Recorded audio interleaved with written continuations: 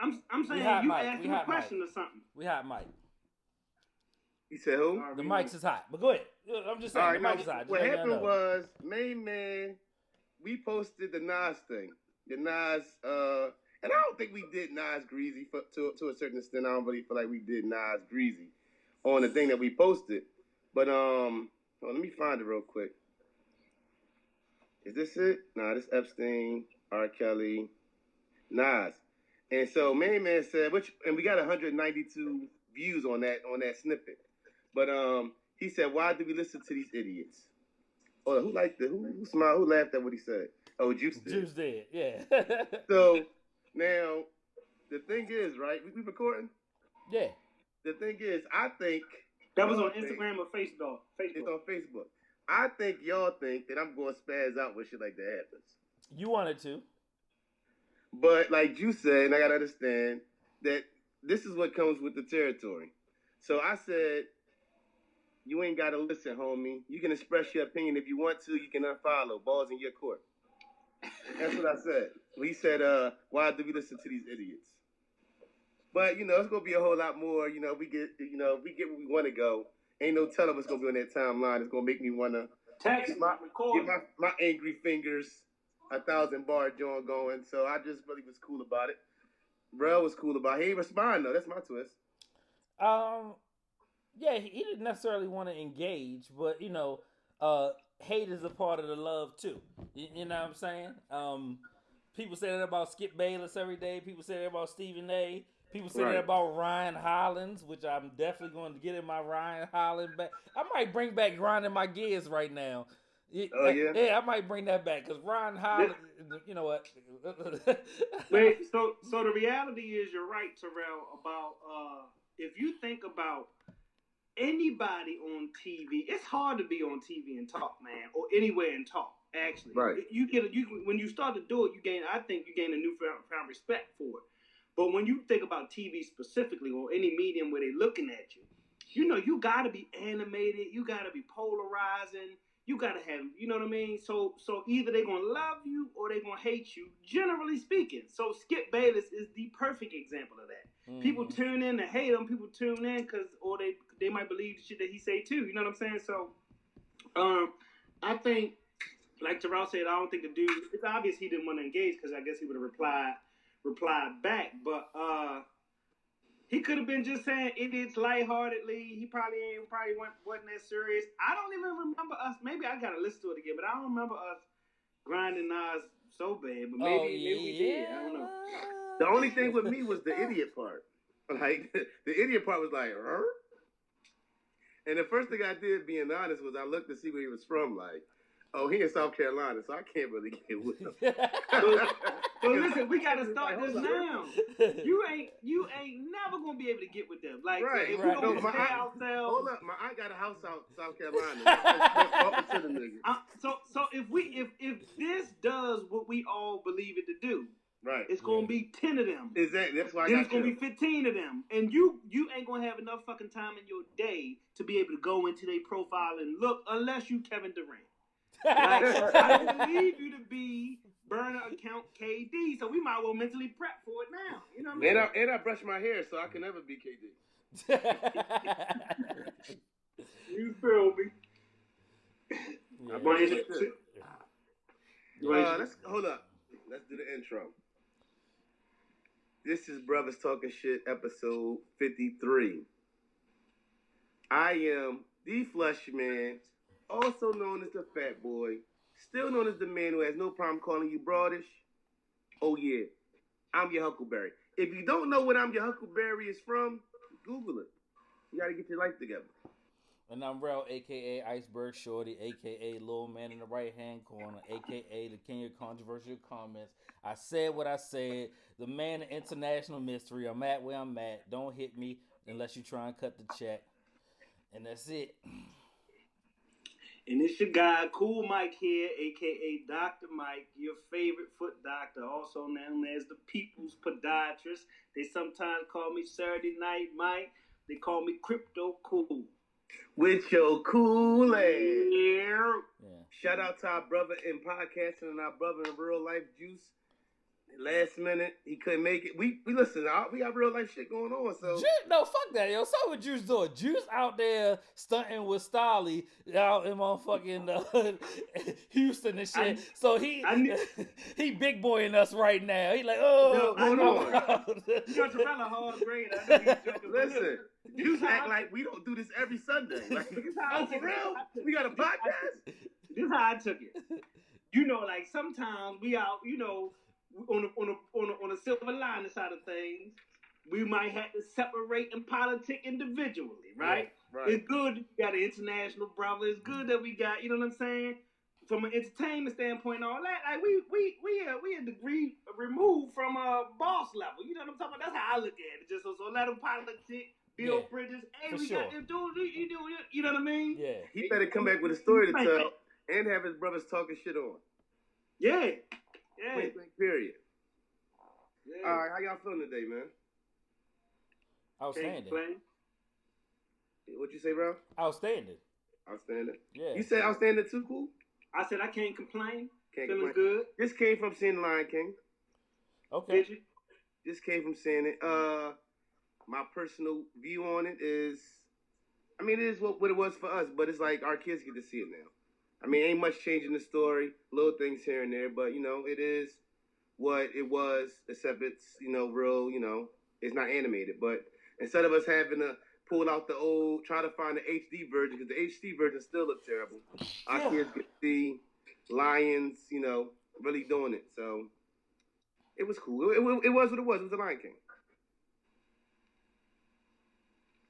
That's what's up. Yeah. Definitely. I ain't had a chance yet, so. Yeah. Let's start with last night. First, rest in peace, Sweet Pea Whitaker. Facts. Boxing legend. And he might be the first version of Floyd Mayweather before Floyd Mayweather. Maybe. What you say, Rob? Better than Floyd. Ooh.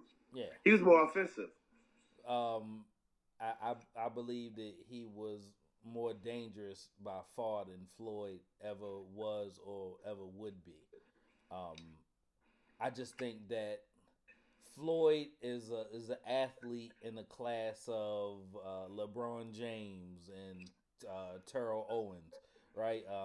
Floyd is that for boxing, right? So, you know, not putting a bunch of bullshit in your body. Excuse me. From that standpoint, but Purnell had demons, right? And as you go around in life, sometimes you got to pay for those demons, and he had those demons at a very young age. So, you know, what probably came natural to him, the sweet science of boxing, he didn't have to work so hard at it, right? But had he done that, you know, I would probably say he was the greatest to ever live, right? He probably only lost for real 2 fights. You know they said the De La Hoya joint. I don't remember it. I remember slightly. They said he won that one, but they gave it to De La Hoya. Right. I think the only person he really lost to was my man from Puerto Rico with the iron hands. What's his name? Other dude. Golly, man. Oh, not Tito. Yeah. He ain't fight Tito, did he? He fought Tito? Tito, yeah. Yeah, Tito was vicious in it. Ring? Yeah. No. Ring was cute. Tito. Trinidad. Felix Trinidad. Yeah. But that's about it.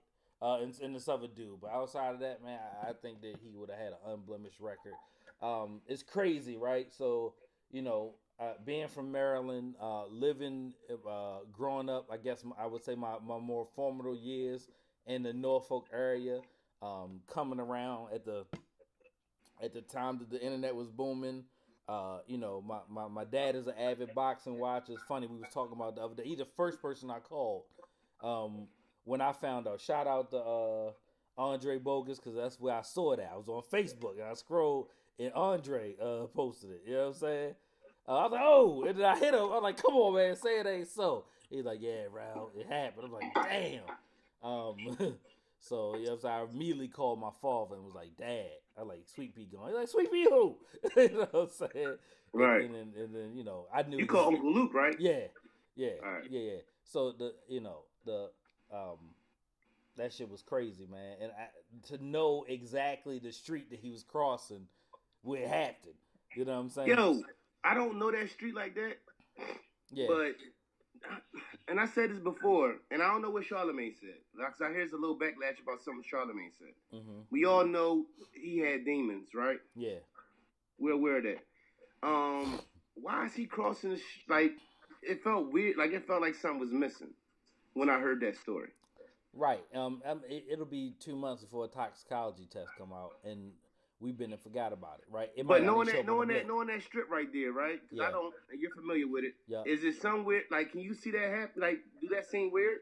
Yeah, I mean, but getting hit by a car is getting hit by a car. You know what I'm saying? Or it's not Military Circle. You know what I'm saying? In Virginia Beach Boulevard. You know what I mean? And, But why and is he traffic. crossing? I don't know. Like, I mean, we all cross the street. Shit, Jay-Z crossed the street. you cross? Beyonce- No, I don't think Beyonce he'll cross those streets. Yo. Hold don't cross those streets. Hey, listen, keeping it real. I don't think you cross streets like I cross streets all the time. That's the life I live. I don't That's know if y'all funny. cross streets as much as I cross streets. That's hilarious. You actually might be right too. Right. All right. Okay. Fair enough. Now back to my question. Fair enough. He said, "I don't think you cross streets." Why is sports Like like, when you cross start the to think streets? about how often you cross streets, you're like, Listen, cool. you, Listen, you like, pull real you shit. pull up, go to Costco. You pull up, go inside the building. Right, Pull- y'all don't cross those streets. Listen, I cross streets all the time. All right. Okay. All right. Fair enough. Like, my life is full of streets being crossed. You know what I'm saying? That's real Yeah. shit. When I heard, I'm like, why is he crossing the street as an ex? like, man, am I tripping? No, you might not be tripping. Yeah. Okay. All right. I see your point. So is he? I'm pretty trying sure- to think when the last time I crossed the street. Like that's That's what what I'm I'm in my saying, but mind now. Shit. What the But happened bro, like that? Bro, that what's right there? Do you remember that? The no, what's right there? I No, mean, years it could have changed, but why was he crossing the street right there? Like, where was No. he going? I don't.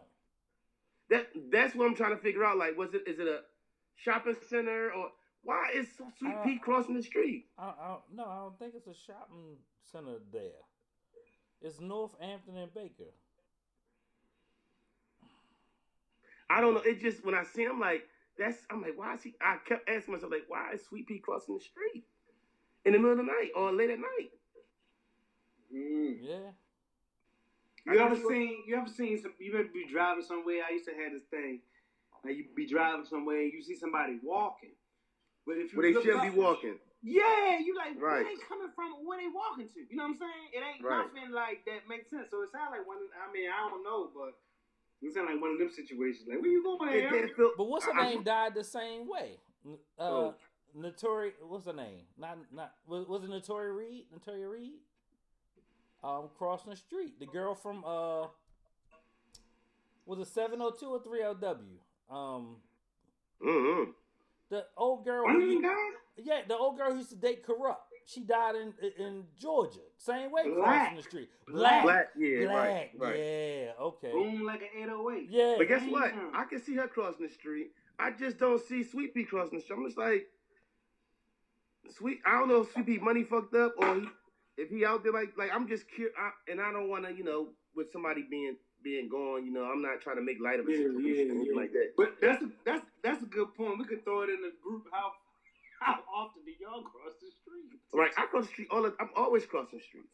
Yeah. Like, that's the life I live. Tomorrow morning, I'm gonna cross like 10, 11, 12 streets before 6 o'clock. Because I walk 1.6 miles because I'm just trying to, they say my face looking a little slimmer now. And Down and 17. that's what I was gonna say, yo. You know what's over there on that damn corner? What? Fucking Bojangles. What, the chicken place? Yeah, that's what like. Bojangles is over there, a Hardee's, a strip mall. That's about it. I don't know. Something just stuck out, and it really. So it's a busy 4-way intersection, right? But I don't know, yo. It's hard to say. So I mean, you got traffic coming at you from all four ways, and I believe the speed limit over there is about 55, right? But yeah, because it's a parkway for real. Okay, well, rest in peace to Sweet Pea. Yeah, man. One of the greats. Of course, last night me and Bro was up. I don't know if Cool was up. Pac-Man won. Manny Pacquiao. Y'all text, so I just looked at it this morning. Hell of a fight. Hell of a fight, right? Yeah. Listen, man. He was waxing his ass. I don't know what boxing man. Yeah. He dropped him in the first round. Hey, Cool. Ain't nothing worse than a motherfucker dropping you. You backing up. You backing up and get dropped. He won't get to like. Yeah. Huh? He was undefeated. Yeah. Talking hella shit. Yeah. How he was gonna finish Pac-Man? I retired 3 people careers. You next? Oh yeah. Yeah. Manny's still like Manny. Yeah. So, Manny still like. Listen, Manny was even when Boy was getting his little shit off. Yeah. Man, listen, I didn't trust him because he had. I like how his hair was. His hair was braids and his bald fade just stirred me.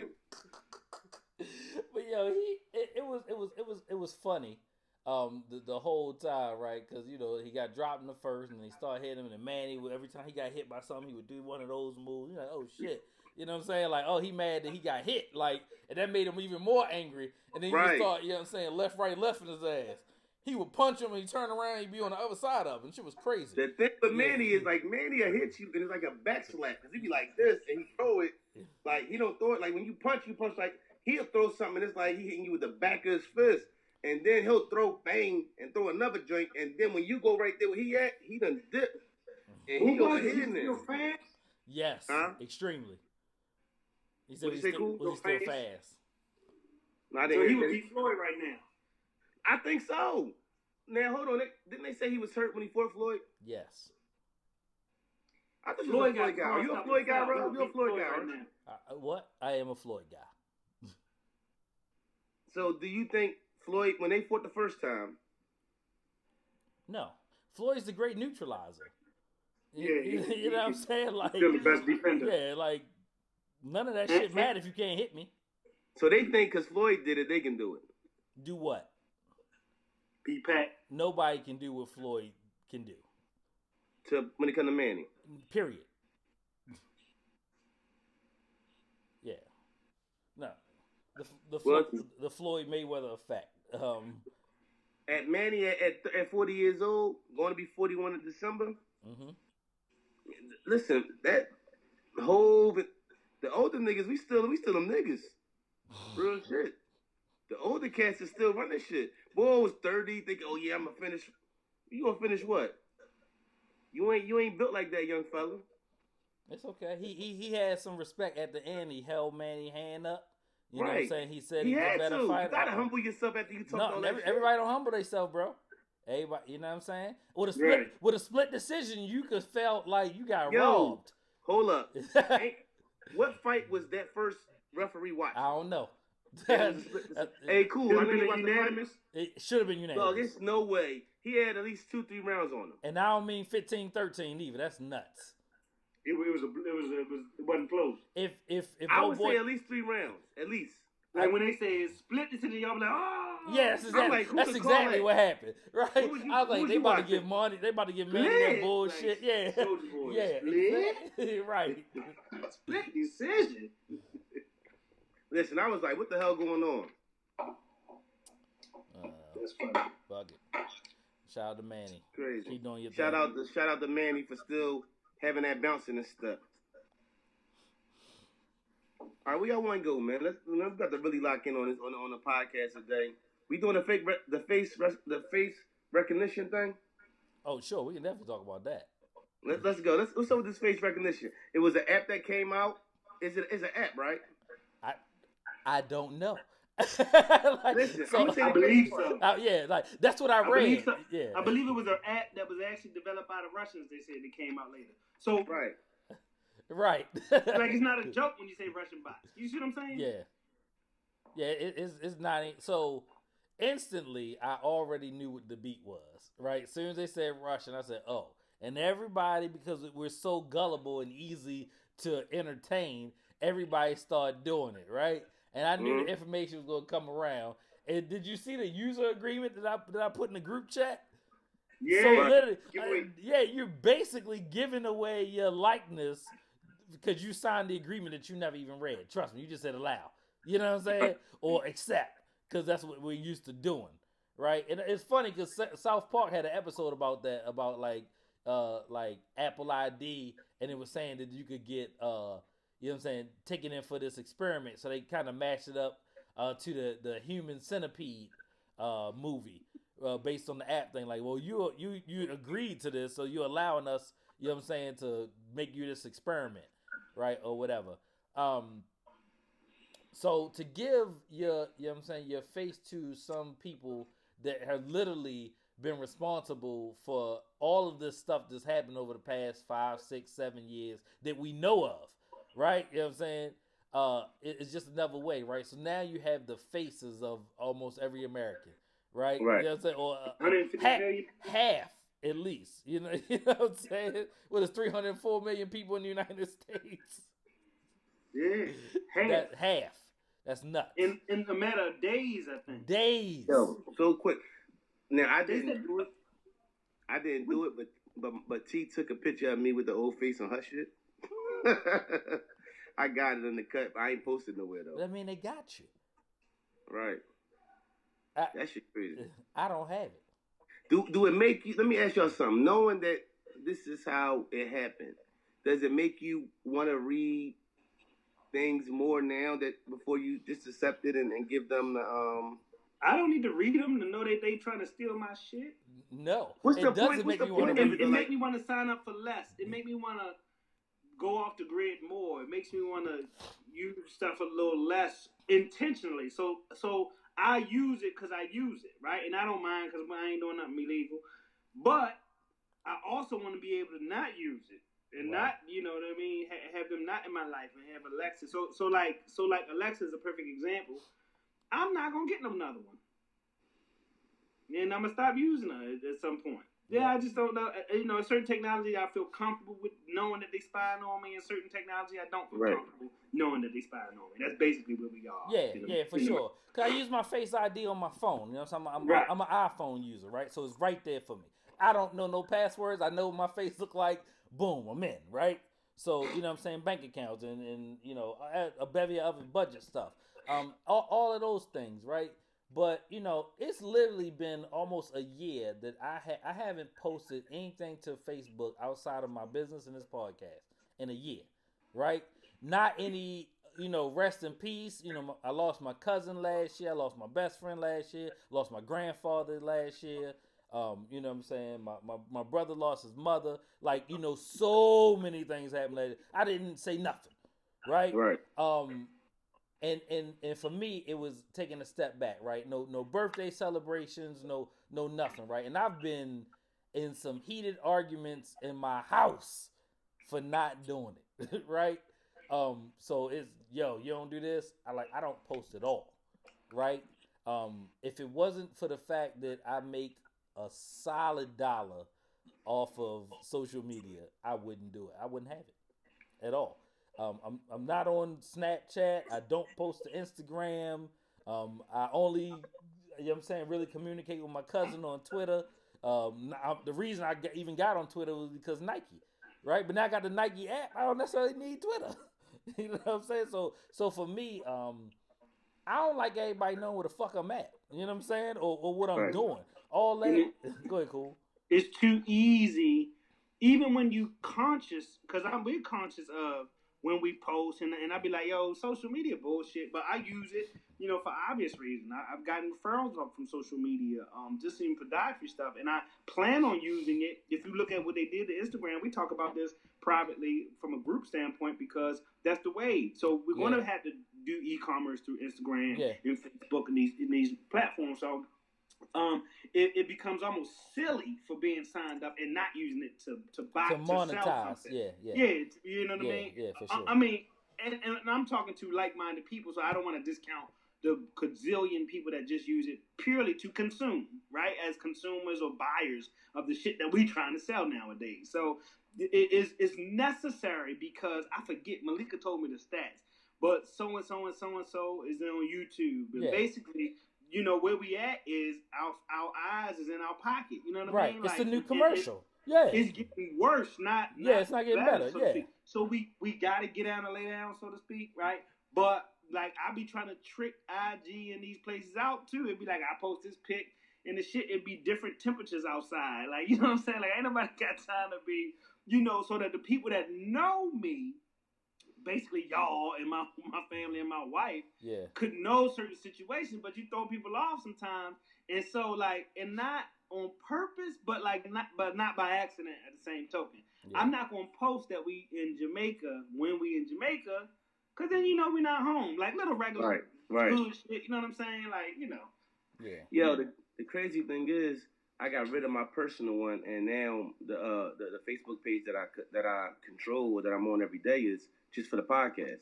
So a lot of things like even Bria getting older and the kids and stuff like that, I don't post some things, and I used to post them all the time. So I feel like I'm giving the world less, and I feel better about the situation. I agree with you though. The show, it was a matter of fact. Was it You on Netflix? Was it You? The name of the show on You on Netflix? Where the guy was stalking the girl through social media. Oh, I don't know. Like I might want to check that out. But that like A motherfucker will tell you where they at. You know. So I work with some physician assistants, man. And you know, one guy reached out to like, I know about your whole life. I know who you are. This and blah blah. By just looking at her social media, right? So for people that I run and operate a business with thousands and thousands of people reach out to me, right? I have 500-600 clients that have a phone number. So I used to have my own phone. I mean, I used to give my personal number. I don't do that anymore, right? I bought another phone, right? So I got to disconnect. I got to separate, right? But I didn't imagine the trajectory taking off the way it did, right? So here we are. I got another phone. I got to leave that motherfucker elsewhere, right? So I'll be on my phone all the time, doing personal and professional business simultaneously. Right. Go ahead. So like it's just a matter of, you know what I'm saying, separating some stuff, right? If somebody want to see fucking Bria growing up, bring your ass to goddamn Philly. You know what I'm saying? If you want to know how my child is doing, go have a relationship with him. You know what I'm saying? Fuck out of here. You know what I mean? No, it's crazy. I want to see. I'm gonna go spend some Uncle Rel time with her. You feel me? Right. Which is meaningful. It's crazy. People would take pictures and act like they were like they'll take a picture from your shit, like family members are taking that like they're a part of a child's life, and you're not. Right. I had a boy start. I was about to go through the motions with somebody a couple years ago, where a boy was just taking pictures of my daughter off my page and was putting it on his page. Then I was spazzing on him like, "Yo, dog, fuck is you doing? Like, kind of weird shit you on? Yo, you posted it. I can post whatever." Yeah, weirdo shit. Because all somebody gotta do is save the image and post it to their stuff. This motherfucker was posting pictures of my child, dog. Yeah. You knew him? No. The name of the show was Yuda on Netflix. And when I tell you, my man found out everything he needed to know about this girl that he was stalking. Too easy. Without talking to her one time. So found out about her dad, her mom. So it's a couple things, like just from a like Mike Kelly and them had for their middle school. Basically, they had a whole parent night about this social media and dark web, and you know what I mean, like because kids are as oblivious and aloof to some of those things that we can be as old, you know, that midway generation, old young. The kids are, although they know how to use it, they're oblivious to the dangers that come with sharing your shit so much. And they don't even get it, like they don't understand the value of money at certain ages until you start to mature in that space. So like even little stuff, like posting shit in the background that could point out where you are. If you outside, you can't post your mailbox with the letters running down the side. Now, this is a thing because we are all of a certain cloth, and our kids ain't. We keeping it funky. Right. You know, so like they don't have that sixth sense of hood shit. Like putting your location, tagging What location. you right? What you're giving up doing that? Yeah, you know what I mean. So they in a world where they gotta, they tell them themselves, and like the technology was messing up. As there's stories from before the technology was sharing too much people information and all that stuff. You would share it and they post right where you are down to the intersection and all kind of craziness. So it's just an extension of that belief system for me. When I want to get missing when I want to get missing. When we was growing up, even as an adult now, I watch who I let in my house. I don't want everybody to see what I have in my house. You don't know who's casing your crib. They don't have that, man. They don't. Our kids, that generation for the most part, but our kids definitely ain't got it because we made it a life where they don't have that. They don't know. They don't know what it's like. They don't know what it's like. That's why, I get the whole, when we on vacation, don't tell, oh yeah, your vacation next week. Motherfucker, know your house empty. Yeah, that's regular. You know what I'm saying? Like, I don't think I'm ever going to unthink like that. Nah, even with that's all just the the way you do. cameras I'm having there and all that stuff, I ain't gonna never unthink. But see, you know what though? That goes back to the whole thing. Like, how can we as parents? You don't want your kids to know what that life is like. Yeah. But yet and You want them still to have a sixth sense. Yeah. right. And only way you can have it is going through it. Yeah. What else can we do to not put it through what we went through, but still get a feel for it? So the slightly lighter note, but it's a cousin of this conversation, man. My daughter, shout out to Kelsey. My Kelsey going through her glow up phase. She's 13, right? So she went to overnight camp, And it's a mission camp, so you do stuff for people and all that kind of stuff, and you stay with people. You stay with people, whatever. Like somebody volunteers to, set you up for the week or whatever. So, long story short, she called us like, oh my God, there's bugs in their house or whatever, right? So we like, what kind of bugs? You know what I mean? Is it, what's the classic question? You want to know. Is it roaches, right? Right. Mm-hmm. You know what this chick said to me? Ants. We had to look at ourselves differently. You know what she said? Ants. You ready for this, Ralph? I'm ready. She said, I don't know. All she knows is bugs. Me and my Malika, East Baltimore, Cherry Hill. Beneath, you got the question. You understand? Yeah. Everybody listening of a certain age and of a certain claw can understand what I'm talking about. That they got bugs. Like, what kind of bugs? Right. Don't bring that shit home. Yeah. Huh? Don't bring that home. We're going to fumigate before. Don't bring it home. Don't bring it home. Yeah. We shaking your bags out before you touch that. Yeah. Like, just in case. But she didn't know. Why didn't she know? Because we don't have bugs. Listen, it's two bugs in the world that stops everything. Roaches and bed bugs, nigga. Bed bugs. Those were the two questions we asked. Period. So now our kids are of a cloth where they like, what's a roach? We trying to get her to Google it. Right. We like, yo, you really don't know. She don't know. And now we looking at ourselves like, well, we don't have roaches, so how would they know? Yeah. Yo, our kids are so spoiled, and even my kids, right? Like, perfect example. I just got a text from T. We got a little pool in the back, not special. We got a little pool in the back. Oh, when you gonna build a pool? When you gonna fill the pool up? When you gonna do the fill? When you gonna do the pool? Do the pool. Fill the pool up. Half an hour pass. They back in the house. It'd be like, y'all don't know what life is like. Like, we'd have been out there all day. Right. Listen, you gotta listen. Hey, this how hood we was. We used to make the bathtub the pool, bro. Yeah. Right. Right. We be in there for hours. What you mean? It was back in the house. Yeah. Yo, I swear, these kids do not know what it's Don't like know what roaches is. You know what else she said? She talking about, and they had the window in the car. What you talking about? You had to do like this. Ah. Oh, that shit bugged out, y'all. But we couldn't get on her because she our daughter. But we like, you gotta be fucking kidding me. Yeah. You know what I'm saying? At the same time, because she our daughter. We Yo, ain't that doing shit take me wrong. back. We doing everything wrong at the same time. That shit take me back to the Dave Chappelle shit where he was like, the baby he hey, had. Baby. He's the old limousine. He had to roll the windows down. Hey, baby. Go in the house. Why you out here doing all night? But he said it was the old limousine. He was some. Yo, this is new. This is the regular shit. This shit is relatively new. You see what I'm saying? Like, yeah, maybe most of our adult life, but relatively new. If you think back to when you was that age, it wasn't no. You still had this shit then. Yo, no, it's crazy, right? Me and T was, I forgot what we was watching. We was watching something, and she was like, back in the day, you could cheat whenever you wanted to cheat, because it's like you ain't had no cell phone, so like if you wasn't in the house, like you could be out, like you don't know where that motherfucker at. Like you can say it's like it's hard to cheat now. Like back then, if you went in the house, you don't know where that nigga at. That nigga, motherfucker got your GPS location right now.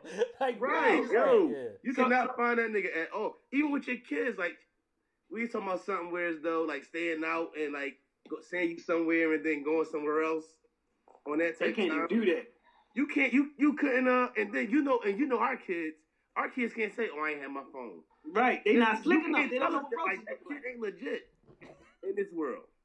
Like we went through yesterday. What we did was we told the girls, "Yo, I don't want to see you on your cell phones all day. Tomorrow, no cell phones at all."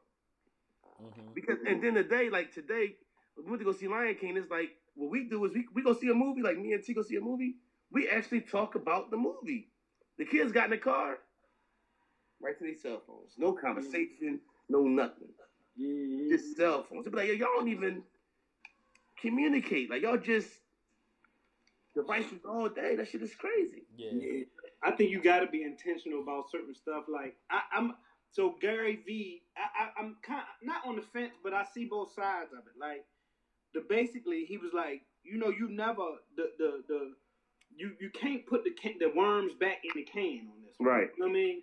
So we not never going back to a place where technology isn't all pervasive in our lives. It's going to get worse. It's going to be wearable and shit like that. And AI computers thinking for us, right? Mm-hmm. So it's not going to be, they not on their devices. Unless you are intentional in that space and time and say for this hour or for this moment or for this dinner or for this day, we not using, devices or whatever. And so I think to recognize that is one thing, but like to be able to foster a discussion in your own household just about a movie is an excellent idea. And I think that kind of behavior is going to be more beneficial in the future, and so like in the near future. So in other words, everybody is on their phones. Everybody, right? Our generation on down, everybody gonna be on their phones, and it's gonna get worse, right? But if you could develop if you could continue to develop the interpersonal skills, like having a fucking dialogue about a movie, that's going to be more valuable because your children will be able to have that discussion on their own YouTube channel and then sell it to the same people that's on their phones ubiquitously anyway. So you teaching them life skills by saying, hey, let's put your phones down and let's talk about this movie. And I think that's going to set them ahead of their peer group because everybody's going to be on their phones anyway. Because real talk, like even when I go get Bree or like even if I'm at work and like Trell and Vine walk in, I could be listening to the podcast or listening to any podcast that I listen to or whatever.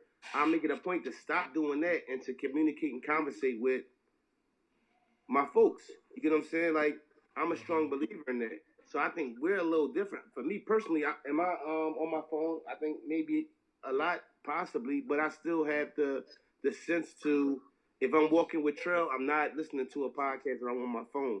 I'm talking to who I'm with. If I'm with Rel and me and Rel chilling, I'm not on my phone the whole time. You know, that don't consume. Oh, we together. We should be communicating instead of us. So I got a question. I mean, just let it slide in and make me think of a point. So what's the etiquette like for phone use when it say you and your lady? Neef, you kind of alluded to it. For example, if it's a call in the phone call in the car, right? You know, if it's a call in the car, those kind of things. What's the proper etiquette? Me personally, I think, like you said, trying to be more being more intentional, being more in the moment means you want to look the person in the eye and have them have your attention. If y'all in the car, it should be that kind of conversation. If somebody call in, that conversation should really be cut short. Like not on like so. I allow it, not like my wife has to ask my permission, but I give her the same courtesy. We'll allow it in certain circumstances. You know, when it's a call, you got to think like, girl, something. But if y'all talking about bullshit, you're not finna be talking about nothing. If you and I in the car together and we traveling 30 minutes somewhere, you're not gonna be on the phone 25 minutes with your girlfriend. I don't think that's respectful. Yo, across the board, if I'm with my woman, we only have a certain amount of time together in our day. So unless it's an emergency or she's doing something, I'm not really having conversations. You argue with you tomorrow. I can talk to you all day at work or whatever. Right. That's a wild thing to say. Yo, call me when I'm on work time. That's daytime. But when I'm off work, that's my time. But I'm a firm believer in if I'm with Trell, me and Trell going somewhere, me and Trell at work, we going somewhere. I'm not going to be on the phone with my lady unless it's an emergency while I'm with him. I hate a guy who we in the car or something and the whole time we in the car, you're on the phone, like, dog, like, you know what I'm saying? Like, yo, like, hold up, babe, listen, I'm with, me and Mike together, I'm with cool. Yeah, I'm going to call you back in a little minute. You know what I'm saying? Don't even call me. Why are you calling? Like, not right, like, so I believe in, you need to be able to separate that and, you know, I hate that. I was never the one to be on the phone. We taking a long ride or we taking a road trip. Especially now, you can text everything. So it's like, yo, why can't y'all text? You know what I'm saying? I'm not having a conversation while I'm with my homies. I'm not having a conversation with my homie when I'm spending time with my woman. If we watching a movie, yo, dog, I get with you, call me tomorrow. We'll figure it out. But when I'm spending time with my family, that's time with my family. I'm not going to walk away from my family at dinner to have a conversation. That's just an emergency. Yeah. You know what I'm saying? Yeah. I don't get on my phone all heavy when I'm with my woman. Now, if I'm not with my woman, I might be on my phone a whole lot more. But when I'm with her, I feel like this is me and her time. I'm not going to be consumed with my phone while we spending time. That makes sense. I mean, you know. No doubt. That's an interesting point, though, man, because I hate that shit, though. Like, we out having a good time. I think it's nutty when a woman won't let you have a good time. I've seen that happen with guys where we, you know, damn, dog, you on the phone the whole time. We chilling. She not the one, bro. Huh? She ain't the one for you. If she ain't found you, all the young fellas out there, if she not willing to let you have a good time, she not the one. That shit like that Kevin Hart shit, like, yo, there's some women out there that don't want to hear you having a good time. You be like, she get a call like, yo, hey, Steve, man, it's the best night of my life. She be like, oh, yeah, really? Go be like that shit right there is the worst shit. Men or women. Because I'm sitting back here watching this thing called Big Little Lies. Yeah, I heard that shit fire. Yeah. I'm watching that. And man, one of these chicks' husbands, this nigga, man, he don't want her to do nothing. You can't do that to anybody, man or woman. You can't box any man or woman into a situation where as though you don't let them do things outside of what y'all do. I don't believe that's healthy, and I believe eventually somebody's going to leave. There's going to be a little backlash. Nobody's going to sit back here and keep taking that kind of living life like that. So that's crazy. Mm-hmm. And anything I say on this podcast is just talking. I don't ain't my situation. I don't want to be ever confused like I'm talking about my life. Let them think it's their situation. They can. I'm just saying it ain't your man. As long as your lady know what it is. Right. It's conversation. That's all. That's what I'm saying. Malika took a while for my wife to figure out I post some shit. Why you post that? Like, what's it matter? Like when you realize it don't really matter. Like you know, like you ain't even. You know what it is. What she say? And it's little, but like they lessons, just like the Facebook thing. It's gonna be like we talk about it on some bullshit, but man, listen. When it do what it do, when we become the people, men, business, all that, and we talking, you know, days, weeks, months, years, as it evolves, bro. Like we all gotta be ready for that. So what did she say? You ain't even post something about anniversary, right? When you ain't even post something about anniversary, I said. I was with you on the anniversary. We were together, right? Like, so that's what really mattered. Like, you know what I mean? And so it's good to forget to take pictures sometimes almost. Like, damn, yo, we was having so much fun. We forgot to take pictures. You know what I mean? Like, yeah, that's real talk. And you know what's crazy for me? I felt like I was taking pictures just to about social media. It being a natural take picture thing. Let me take a picture because we looking good, or you feel what I'm saying? I was like, oh, let me take this for the when my mindset became, let me take this for the gram, social media. Yeah. Nah, that's not how I want to live. Yeah, that's facts, man. That's a good viewpoint to have before the $1 million too. Like, you know what I'm saying? Like on some real shit, man. We can keep that understanding. That's just what it is. But like, you know, it was the Drake song that triggered me to stop posting. That was the trigger for me when he was like, the girl be like posting on Instagram just as, you know what I'm saying, say that she went somewhere 3 weeks after she home, or you know what I'm saying, a girl is, you know what I'm saying, on social media she happy in her marriage or whatever, you know what I'm saying. I was like, yeah, a lot. Yo, you posting just to prove a point. And I had the same conversation. I was like, yo, I was with you on our anniversary. Do you know what I did to like do you know the sacrifice? But know what though? People, what bothers me is more than anything is the people that sell a lie. That make it seem like, and I've seen where as though, let's say a young lady is in a hotel room and it's by the jacuzzi and it's bubble bathed up, but I know you live in a house where it's 3 of y'all in the smallest room in the house. You know what I'm saying? It's like you living a lie. People sit back, oh, I'm doing this, I'm getting all this money, and like, yo, it's a wicked lie. And listen, you almost gotta get out and lay down with the lie. Now, I'm not saying we lie, right? But it's a method to the lie madness. In other words, they realized that pictures was the it. That's why Facebook, you know, kind of slowed down a little bit and seemed to be for a little older people. Then videos was also the it. So people are looking at images and videos a lot, and them, you know what I mean, them clips and all that kind of stuff. So if we, the medium is so, it's, even though it's not, you know, free from a privacy standpoint, it's free advertising, right? So we gotta have a good camera. You feel me? We had to have discussions to say, hey, we gotta turn the volume up on our clips. You know what I'm saying? Like, so it's not a lie, but we gotta make it look good too. Right. For whatever you so peep. The hard part is when you start to when you realize, just like you said, Neef, like people do it for like bullshit though. Like, you know what I'm saying? Like, wait a minute, you live with like 3 other people with somebody and you acting like that's your house. Like, you know what I'm saying? Like, you know what's that about? So. Cause we all can get caught up looking at somebody else's lane. That's what's hard. That's what's the negative about it. You know what I mean?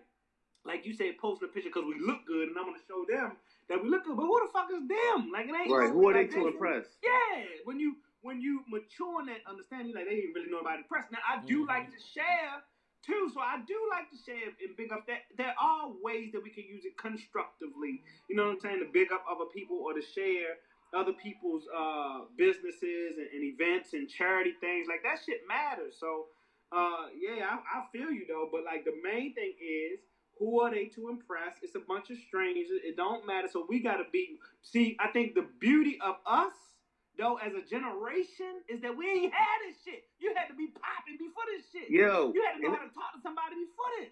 I wouldn't want to be raised in this era.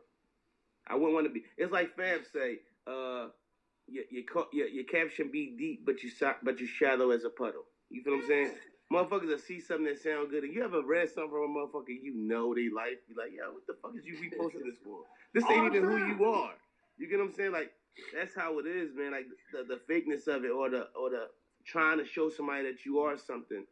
You know what I'm saying? When you're right though, we like, even with everything, like, I was glad I was raised in the era where as though you didn't want to be in the house.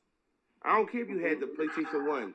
We wasn't playing the PlayStation 1. We outside. That shit for when it rained up. You know what I'm saying? So we was raised in that era where we was able to play. We had a game in Philly, in my part of Philly, called Curveball, where if your street's small enough, you on one curb, I'm on the other curb, and we throw the ball or shoot the ball. And if it go it right, it'll bounce off the curb and come back to you, and that's the point. Yeah. These kids don't know how to be creative. We played sign ball. You actually shot the ball at the middle of the sign for a basket.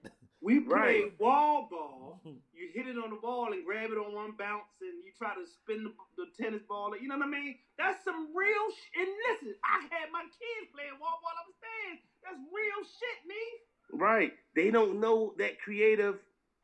how everything is. Dog, when the world is, we're gonna watch another person on YouTube play a game.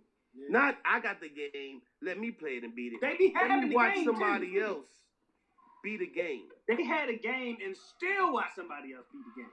Oh, watch somebody else open birthday presents and Christmas gifts. That shit is crazy. I don't get it. It's sick. I'm not doing it. Thank God I was born in '82. Real shit. Real shit. Y'all want to get into R. Kelly? Damn, he on here every other week. Damn, we still talking about R. Kelly? I thought we was over that. All right, I mean, shit, let's get at it. No bell. Oh, that nigga ain't coming home. That ain't surprising. Not even that, but the girl from the 2008 tape is now working with the feds. Oh, she is? Yeah. That's the original tape? The original one that came out, right? Oh, wow. The money must be light. That money must have dried up. Dried up, yeah. Or the pressure. I think maybe more people know Ain't no pressure. who she is as an adult out here. I don't think it's no pressure. The money. Right. So the money gave you the lack of money gave her a conscience. Is that what we're saying? It's not about her conscience, yo. Yes.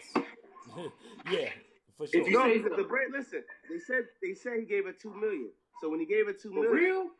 See, I ain't even know all that. They said he gave her $2 million. It's easy so to now get somebody I guess who don't two have spent. nothing. Now she got a conscience. That two gone. Yeah. They gonna use that against her in court, though. How valuable do you think she is in court with knowing that she got paid off? Oh, extremely, because that's the American way. Her testimony is the most valuable. Right, but the fact that if you're the defense, why are you speaking up now? Why in 2018 you speak up? Was it the money that was? You know what I'm saying? They trying to get him. They don't care about any of that. They don't care about any of that, yo. Look, they gonna get him. That's that real dad shit Mike doing right now. Look, Mike doing that real dad shit, but you don't even get up. Hey, what the fuck going on? Hey, don't even move now. He got up. Hey, what I tell? Hey, sit down. And you be listening like, I told you to sit down. That's that real dad shit, boy. Yeah. Dads don't get up and shit. Kev got that shit right. Hey, what y'all doing? Hey, yo, baby, quiet in there. Dads don't get up and shit. I ain't gonna keep telling you the same thing. Y'all wanna go to bed? Nigga be looking. What the fuck are you looking at? That nigga looking to hear something. You ever look to hear some shit like Malik gotta get up and walk the whole way in there. I ain't gonna keep where the belt at? Babe, get the belt. They ain't even scared of the belt. Yo, listen, the twins be here. Babe, get the belt. I don't even pull the belt. I don't even try to pull the belt thing anymore. The belt? They ain't scared though. They no belt, no. Ain't nobody beat them. Yo, why do kids act like they get beat like that? They don't even know what to do. Like, oh, y'all ain't got your ass whooped in years. Y'all know the fucking ass whoop feel like. Right. And they wasn't even real no way. I swear to God. Y'all know the ass whooping feel like. Mm-hmm. Oh, don't get the belt. You don't know that life. The level is different these days. Something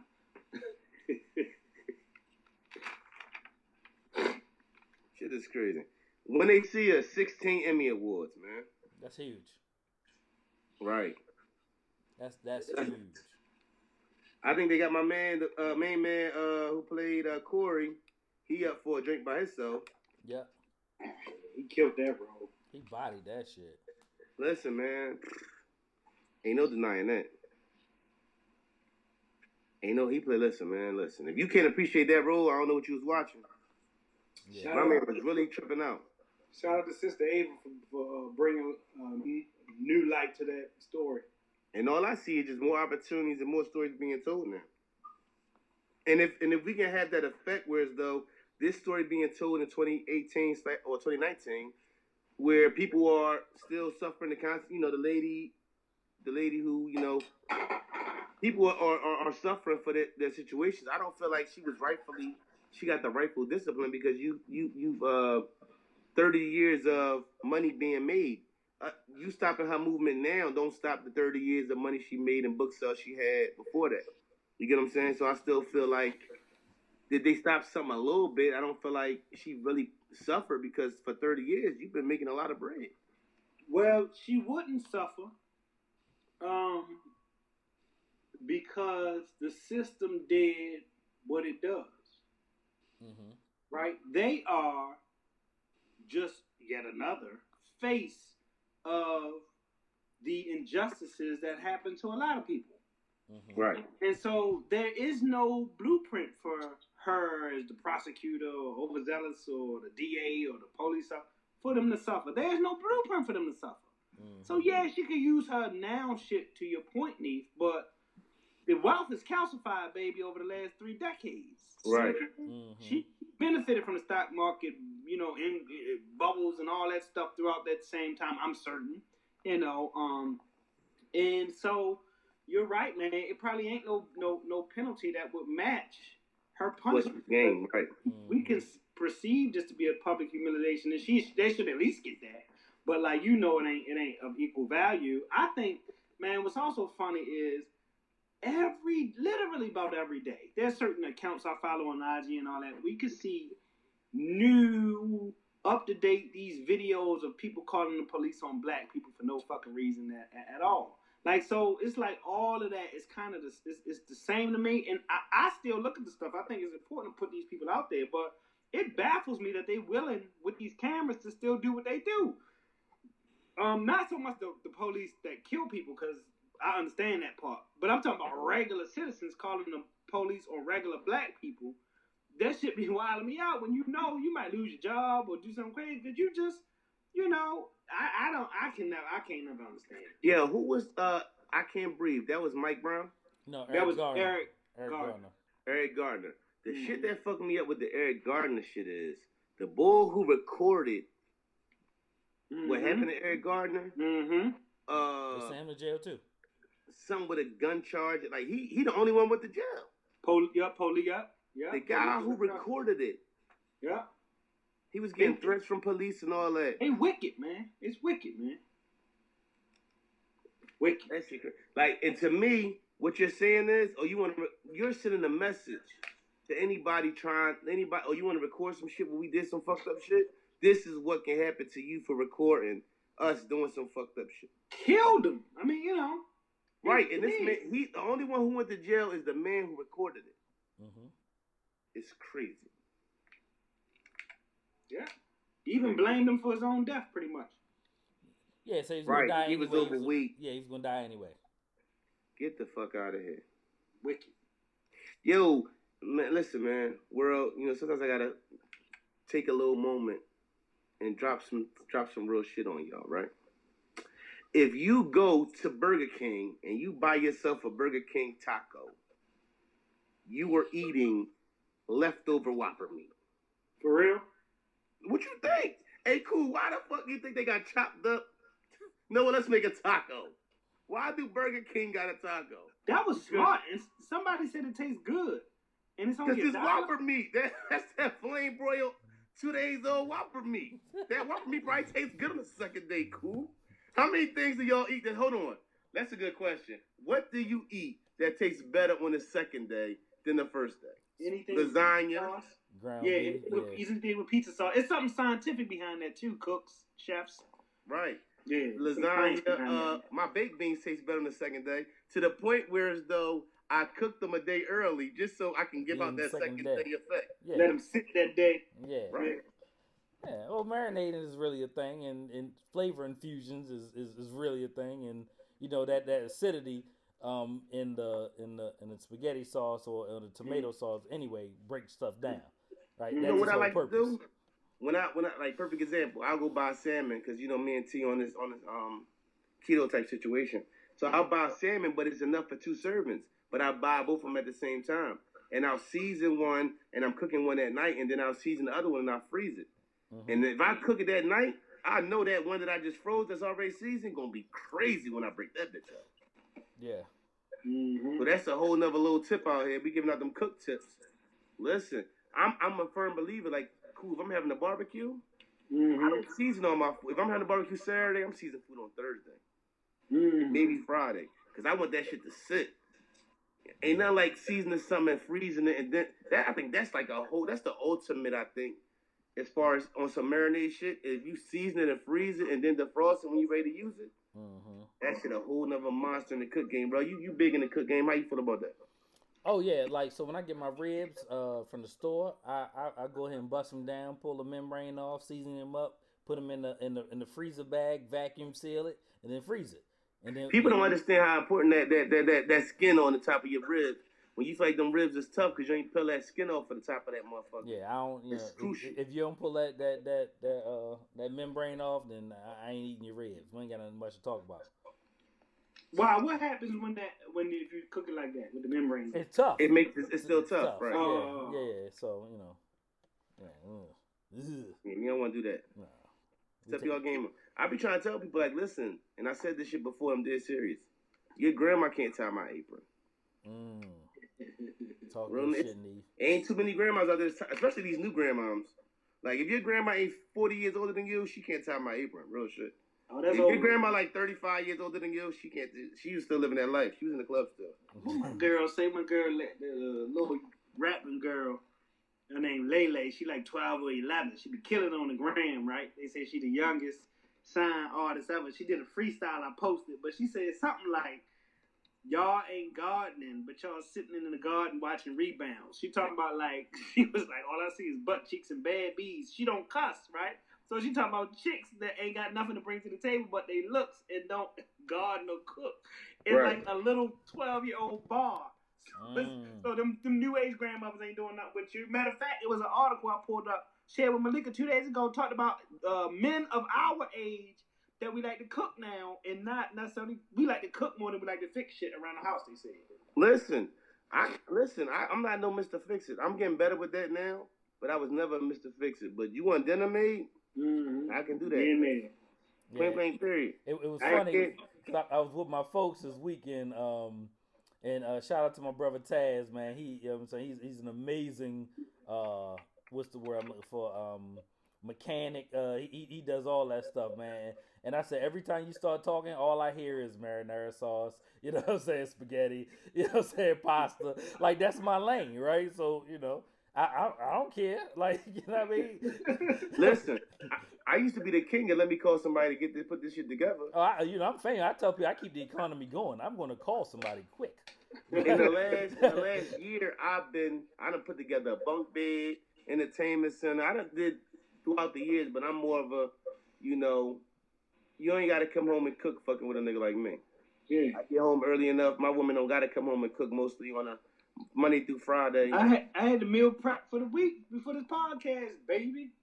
Right. Like, we in that age where though we not men who can't get in the kitchen and can't, you know, and I'm not no burning shit up type guy. You feel what I'm saying? So, I'm like I said, man, I cook better than a lot of grandmoms, and I stand by that shit. Like, your grandma ain't fucking with me. That's how I feel about it. Tell your grandma line it up. You don't want to smoke. Grandma out, man. Yeah. Real. She living her best life. Grandma trying to get some Hennessy in a Plan B. Right. Yeah. The Hennessy to Plan B like $1.50. And some Crown Apple.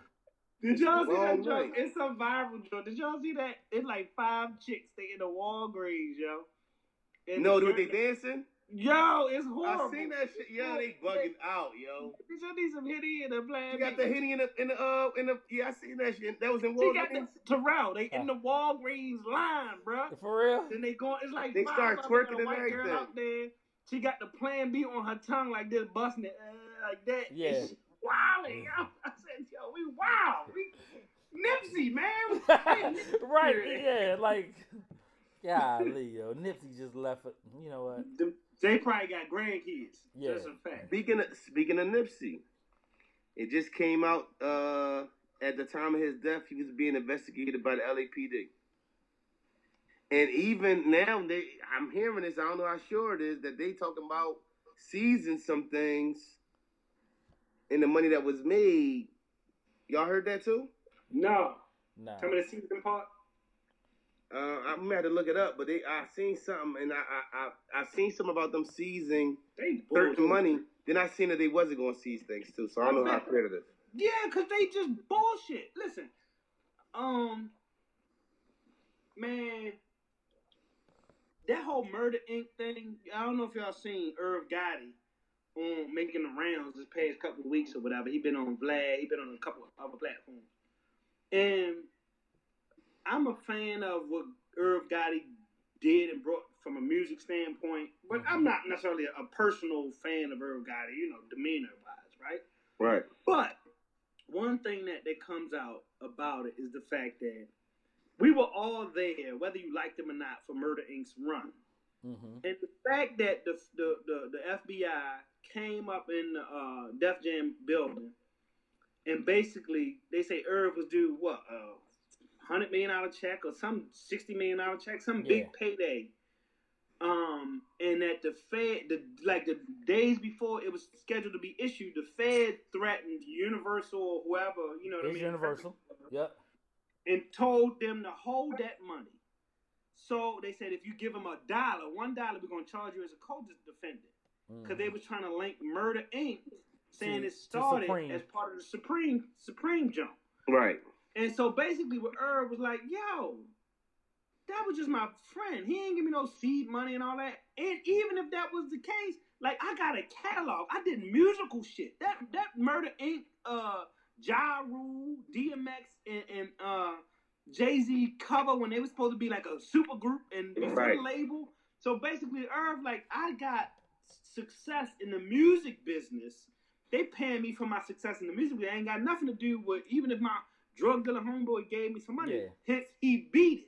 Right? But they said it cost them $10 million or more to beat, and it basically ruined and bankrupt the company. The Murder Inc. run was over because the feds came in there and kicked the officers in. Yeah. Not only that, the high conviction rate for the feds, right, suggests that they was on some bullshit. Because if he was doing something bad, you would have convicted him like you do 90, whatever the rate is, everybody else. So they really were just on some petty shit. If they could do that to you just on some petty shit, bruh, you know what I'm saying? Like, and you could be, so he beat it because he wasn't doing nothing, but like to be bankrupt and you stop the flow. We know how music is. Ashanti no longer affiliated. Lloyd wasn't affiliated. Like, there was some stuff going on at that time. You know what I mean? Like, and that's just bogus, man. It's crazy how this can go, man. I think it's more of a thing where it's though in the midst of their run, we gotta admit that 50 Cent and that whole thing did play a big part in, where they was able to move at. But I feel you in the midst of and them being on top of their game, that had to probably fuck up money that was to be made. I think Noriega was talking about how what's the white boy name they try to say that Dame was saying was Kevin Lyles. I mean Leo Cole. Leo Cole told Nori said that what's his name again? Leo said Leo said that when Nori made a track with Ja Rule, he said, no, that's not who you are. This Ja Rule thing is going to be over in 6 months. And that's without the Fed situation. Because of, I feel like the way they did things was only around for a certain amount of time. So I and again, that's why I wanted to preface my statement by, like, because it was revelation to me when Irv was talking. I didn't know all of this, right? So I wanted to preface my statement like, I'm not fucking caping for Irv and Murder Inc. and all of that. But J-Lo, you understand? Ashanti was the writer. They had to do Seven, the producer. Ja Rule was the rap dude and the writer. The whole 50 Cent thing was one thing.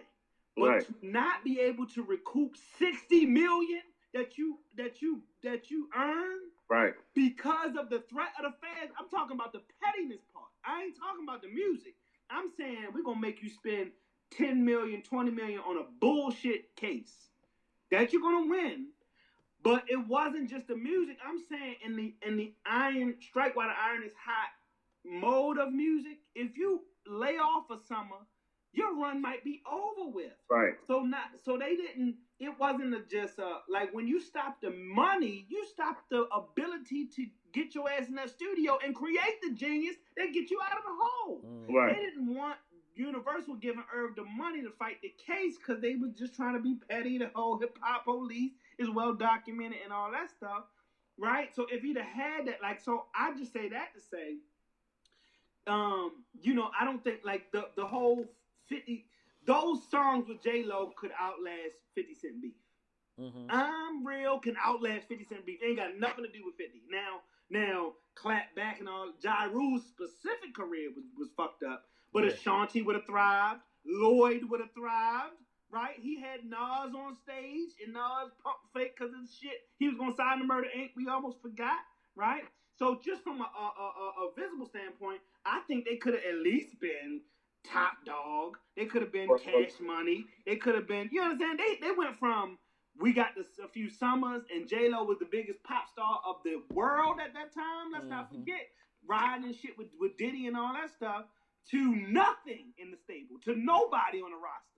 No, that's not just 50 Cent. You know what I mean? So that's fucked up. And Ja fucked up while even acknowledging 50 Cent. That's exactly. He fucked up. Stop singing. He fucked up acknowledging 50 Cent. He fucked up when he stopped singing because he should have just kept writing them J-Lo hits. He messed up. And ignored 50. Same thing Drake did with Pusha. I'm sorry. Same thing Drake with Pusha. Don't even respond. You might well keep pushing at that time.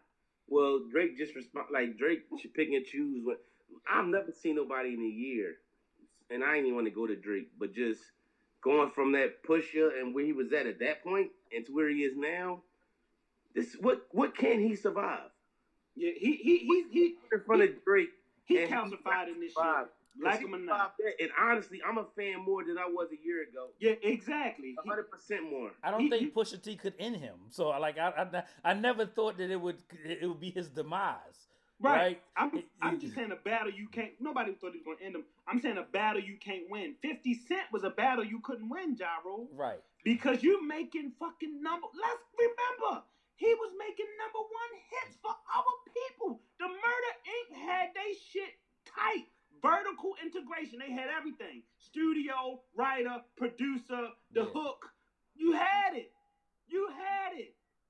The machine. You had the money. You had the street cred. You had it all. Right? So I'm saying there was a no. When you're on top, it's a no-win situation. It's a no-win situation. You know what I mean? So even though Drake was never going to be ended, he lost the battle. It's over with. But, like, I just say that to say it was a bait situation. So 50 went at a gazillion people on How to Rob. Remember? Everybody. Ja Rule won. It was real animus there. So he took the bait and he talking about we're going to clap back. And that was bullshit. He should have just kept singing and writing songs for J-Lo that summer.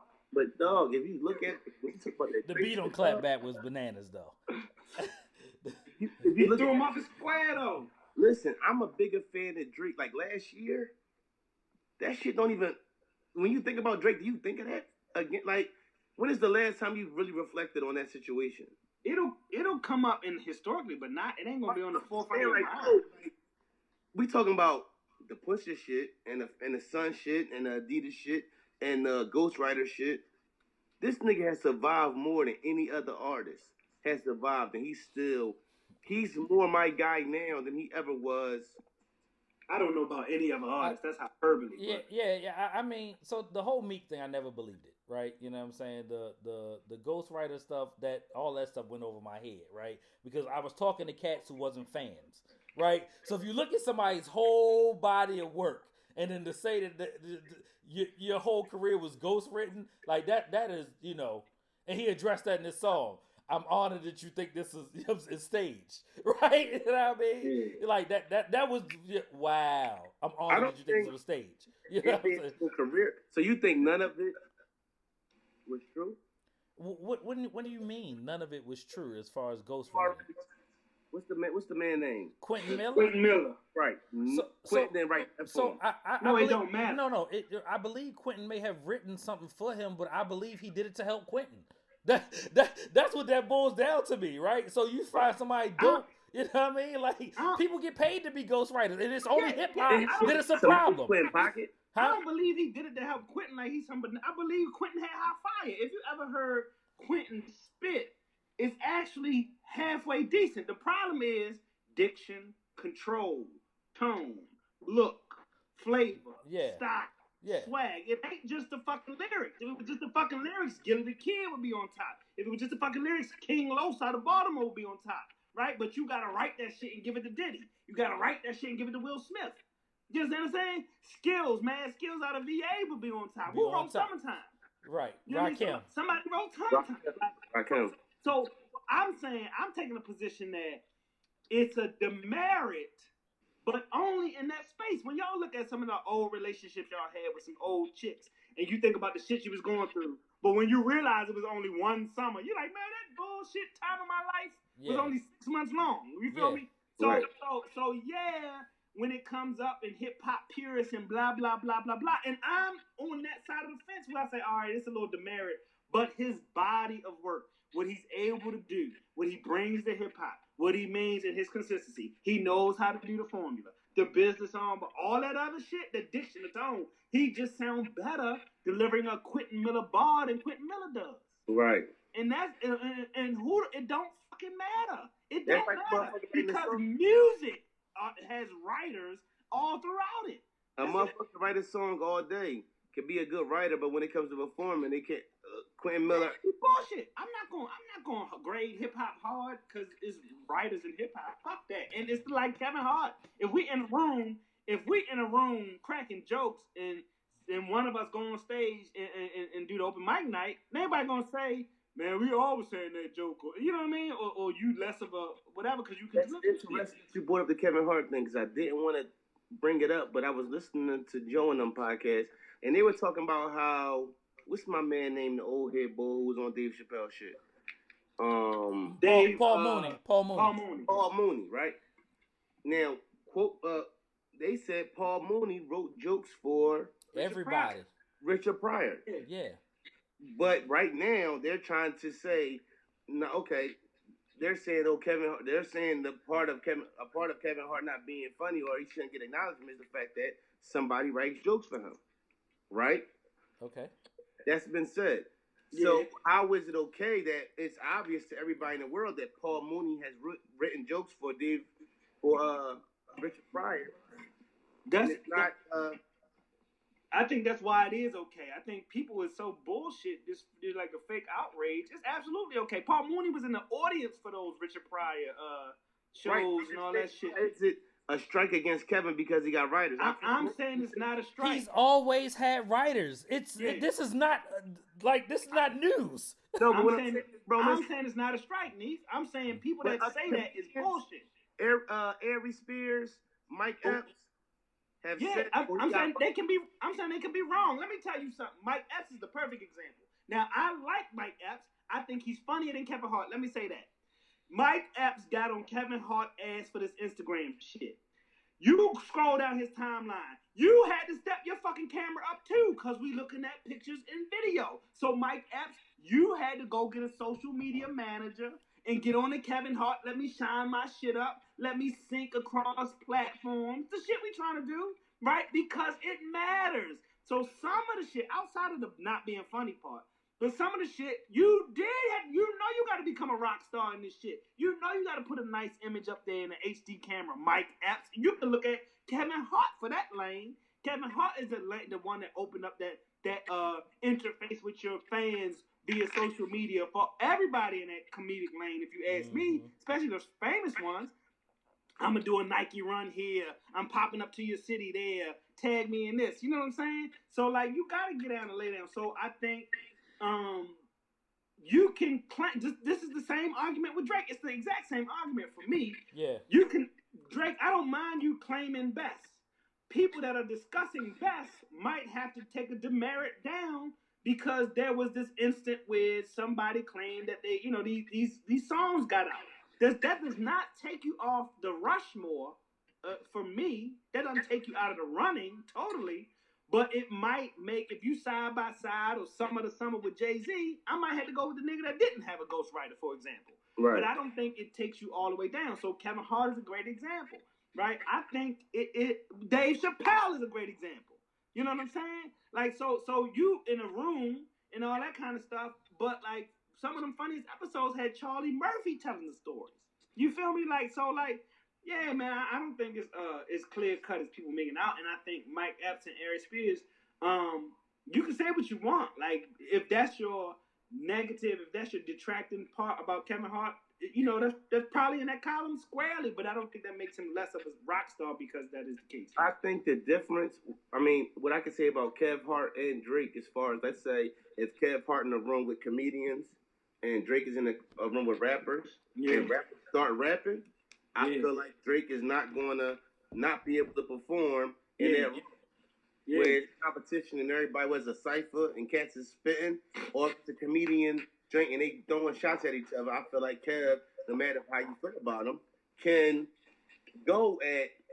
I think the cats that's above Kev, even with on some, I seen Kev light up the whole Meek Mill squad, and that might not mean nothing to nobody, but I've seen that was funny. Right, on some regular shit off the top of the dome, light niggas up. I feel like Kev in the room with if it's Dave, Chris, if it's Steve Harvey, if it's your favorite comedians, light it up. I think the most underrated comedians when we talk about it, whether it's what's the boy O'Neal, what's the man who passed away? Patrice O'Neal. Patrice O'Neal or what's our man named Corey Holcomb. Honestly, to me, them two, I don't care. Love Corey Holcomb.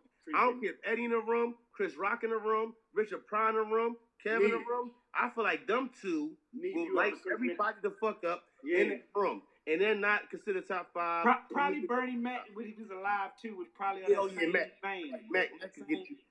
Mac could get with a lot of people. So I feel like Drake in the room, if you want to write that verse or you want to, we ciphering, regardless of what's been said about him, I feel like Drake can give out that shit.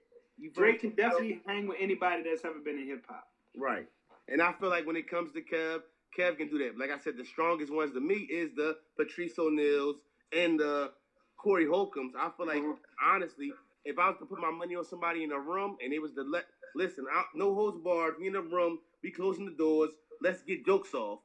Mm-hmm. A lot of the best motherfuckers that ever stepped to a mic and did comedy, the fuck out of here. He don't care nothing about what he say, man. The most ignorant motherfucker walking the earth right now is Corey Holcomb. And Kev said it. Kev said, yo, Corey Holcomb is the funniest motherfucker in a room.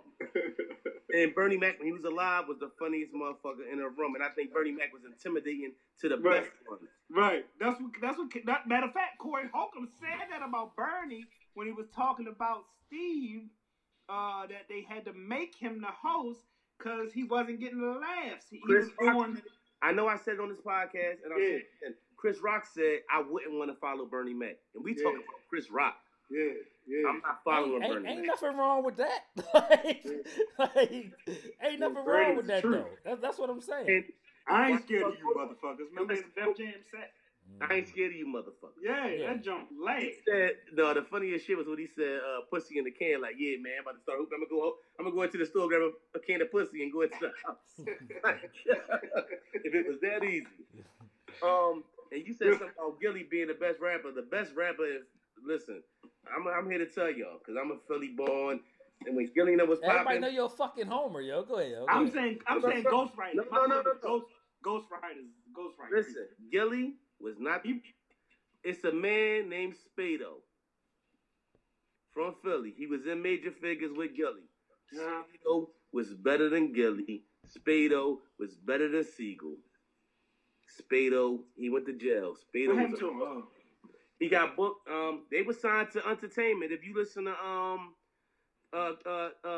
Sex, Drugs, Entertainment, Cameron, with Dutch and Spade on there. Yeah. Oh, you talking about Spade? Yeah.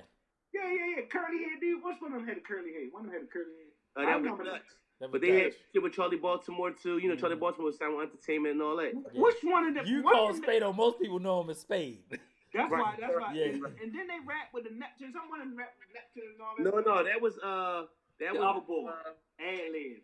That was Ab Lava. Ab Lava. Ab Lava was with the Clips and with Sandman. They was called what's the name of that little group they had? No, but I'm talking before that it was Major Figures. I know Major Figures. Philly's Most Wanted was one of the first ones. Philly's Most Wanted, yeah. They had the song with the Faith. Border with Khaleesi on the hook and all that. Yeah, the song with but that's not it. Now you see, no, not that one. No, that ain't it. No, cool. Damn! I promise myself I wasn't going to. Every chance he get, there he go singing again. I tried it, yo. I tried it. Spotlight on him with a tuxedo like.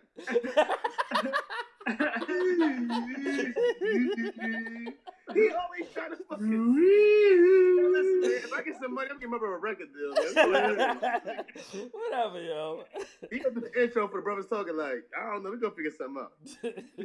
No, Ed Lava was we got it for cheap. It was Sandman from Philly and Ed Lava. They was with the Clips. They had the group. I think it was We Got It for Cheap. They had some mixtapes that came out probably early 2000s. Ed Lava was with Major Figures, but Spade from the town. Listen, dog, classic bars all day. Yeah.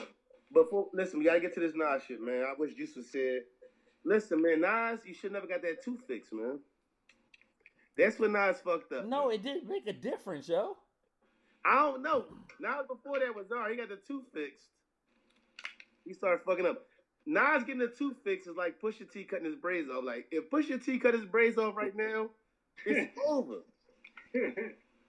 No, it's a difference, yo. Like, you asked me, like, name a good Nas album, right? And I'm on the fence because I like albums that aren't good Nas albums in everybody else's eyes. So that means that all of it's trash. Like, I'm a I Am and Nostradamus fan. Y'all listen to Lost Tapes too? Huh? Y'all listen to Lost Tapes too? Hold up, man. Before I let you go, right? Okay, go ahead. Audience, faithful listeners, first time listeners. I don't give a shit if you browse through this, catch it on the rebound. Our brother, Hanif Dante Wilkins Castle. Oh shit, really? Puts in the group thread, y'all, please listen. So I thought, I scroll up in the chat like, yo, did I miss something? Right? Then I get back down like, you want me to listen to a Nas album? Right? Like, all the great music that's come out this year, the first thing in 2019 you say, y'all please listen, was a Nas album. So I get on my Nas AI voice, jokes off, right? Right. But I was like, you know what, my brother asked, you know what I'm saying? I'm trying to be a better steward of the podcast because I be busy, man. I be busy. Exactly how it was. Yeah, I be busy, right? I take my nephews to the barbershop on Friday, right? Cause so there has to be a time where I can listen to music. If I'm in the house, I'm working, right? And if I'm working, I ain't listening to music, right? So I got to be in a vehicle, right? You know what I'm saying? Just like I'll cross the street, I'll listen to music. Right. Right. So I was like, all right, let me listen to this, right? So I got my 14-year-old nephew in the front driving with me. My 6-year-old nephew in the back, he on his iPad doing his thing, right? I cut the music on. He look at me, he say, oh, what's that? Right? You know what I'm saying? I like new Nas. He looked back over at me and then he falls asleep, right? I'm like, all right, man, he's 14 years old, so he don't get it, right? He listens to that offbeat shit. So I started listening and I'm like, all right. Neve said these songs, so I had a preconceived notion that the first joint and the freestyle was the only thing that was good. I started listening to it, it was all bad, right? Got past the first 3 songs, it was all bad. Got to the freestyle and I was like, don't remember one memorable bar. I listened to like song 10 and I fully committed to not listening to them anymore. And I instantly deleted that shit off my fucking phone before it gave it a virus. That shit don't work. That was some bullshit. Yo! Homeboy who called us an idiot, fucking say something in the goddamn group thread. Call my phone, do something, and defend that bullshit. No, listen. Bullshit. Listen. This is what I realized. Listen, first of all, I'm kind of like you. I've realized, damn, I don't cross a lot of streets, and I gotta have a decent stretch to listen the way I listen. As a matter of fact, I like to consume my music with a knock in the car sometimes. So sometimes I'm like, this feel like I need to listen to it in the car, correct, on a certain volume, right? Mm-hmm. Driving on a certain street or whatever, right? So.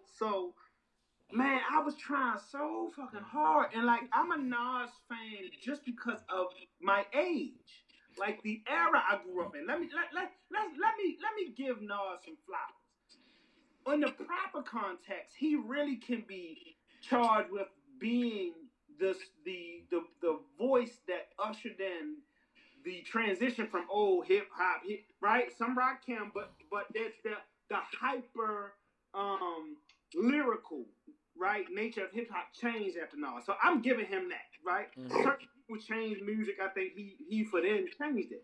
But he has historically also been like a bad beat picker. That's not a new revelation. And mediocre when it comes to what you able to do. Like, just make a fucking hit sometimes. Sometimes we just want to hear a song. It don't have to be Uchi Wally. It could be like, you know, I don't even know One mic. shit. It could One be mic. something, you know what I mean? So, that said, like, whatever the shit y'all was joking about, like, when y'all joked to say Al Jarreau, I didn't realize it really had Al Jarreau on the jump. Yeah.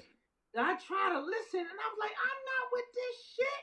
I'm What not. was he even saying? I was confused. Yeah, I was like, well, I don't even want to read it. I'm a lyric reader. Sometimes I'll go to Genius and read the lyrics because I want to see it in prose form or written form. Like, I was like, I can't, Nas. And I tried, and then I skipped to the featuring Swiss Beats, and I was like, Swiss Beats, this is some bullshit. Listen.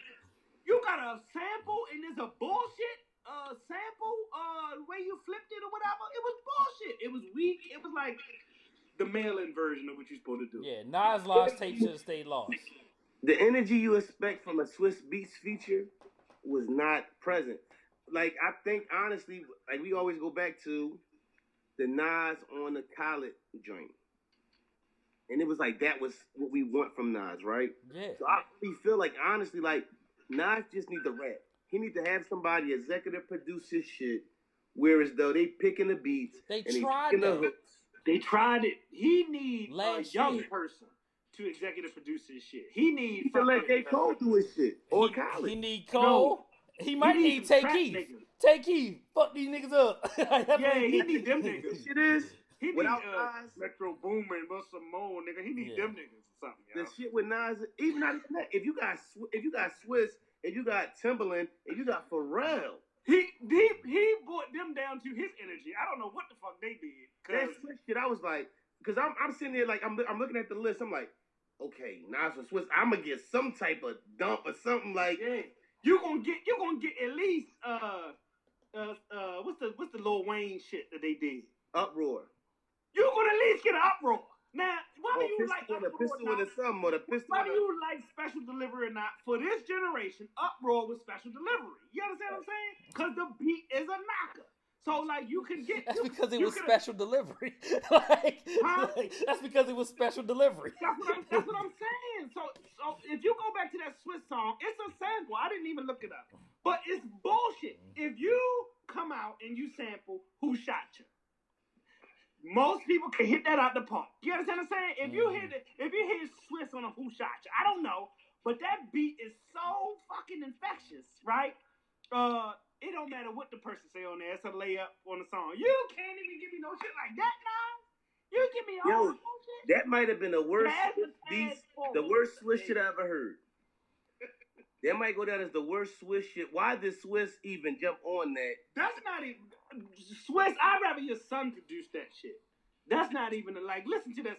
Wait till we get off this. Go listen to that Swiss Nas song. It's sad, yo. Like I mean, I feel bad. You know what I'm saying? With Nas, 45 years old, and you know the big ups is that he put it out on the record label that he has some equity in. That's the biggest part. Yeah, he did Drink Champs. You know what I'm saying? And you know, like all the stuff business wise, I'm happy for. I'm not gonna listen to Drink Champs because I don't listen to Drink Champs anymore.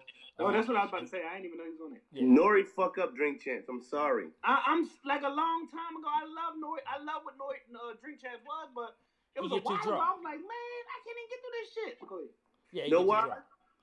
Because Nori don't know how to shut up and let a motherfucker tell a story. Yeah, let it ride. I was listening to one of the most interesting people I've ever heard interview-wise, honestly. Skino. No, not even that.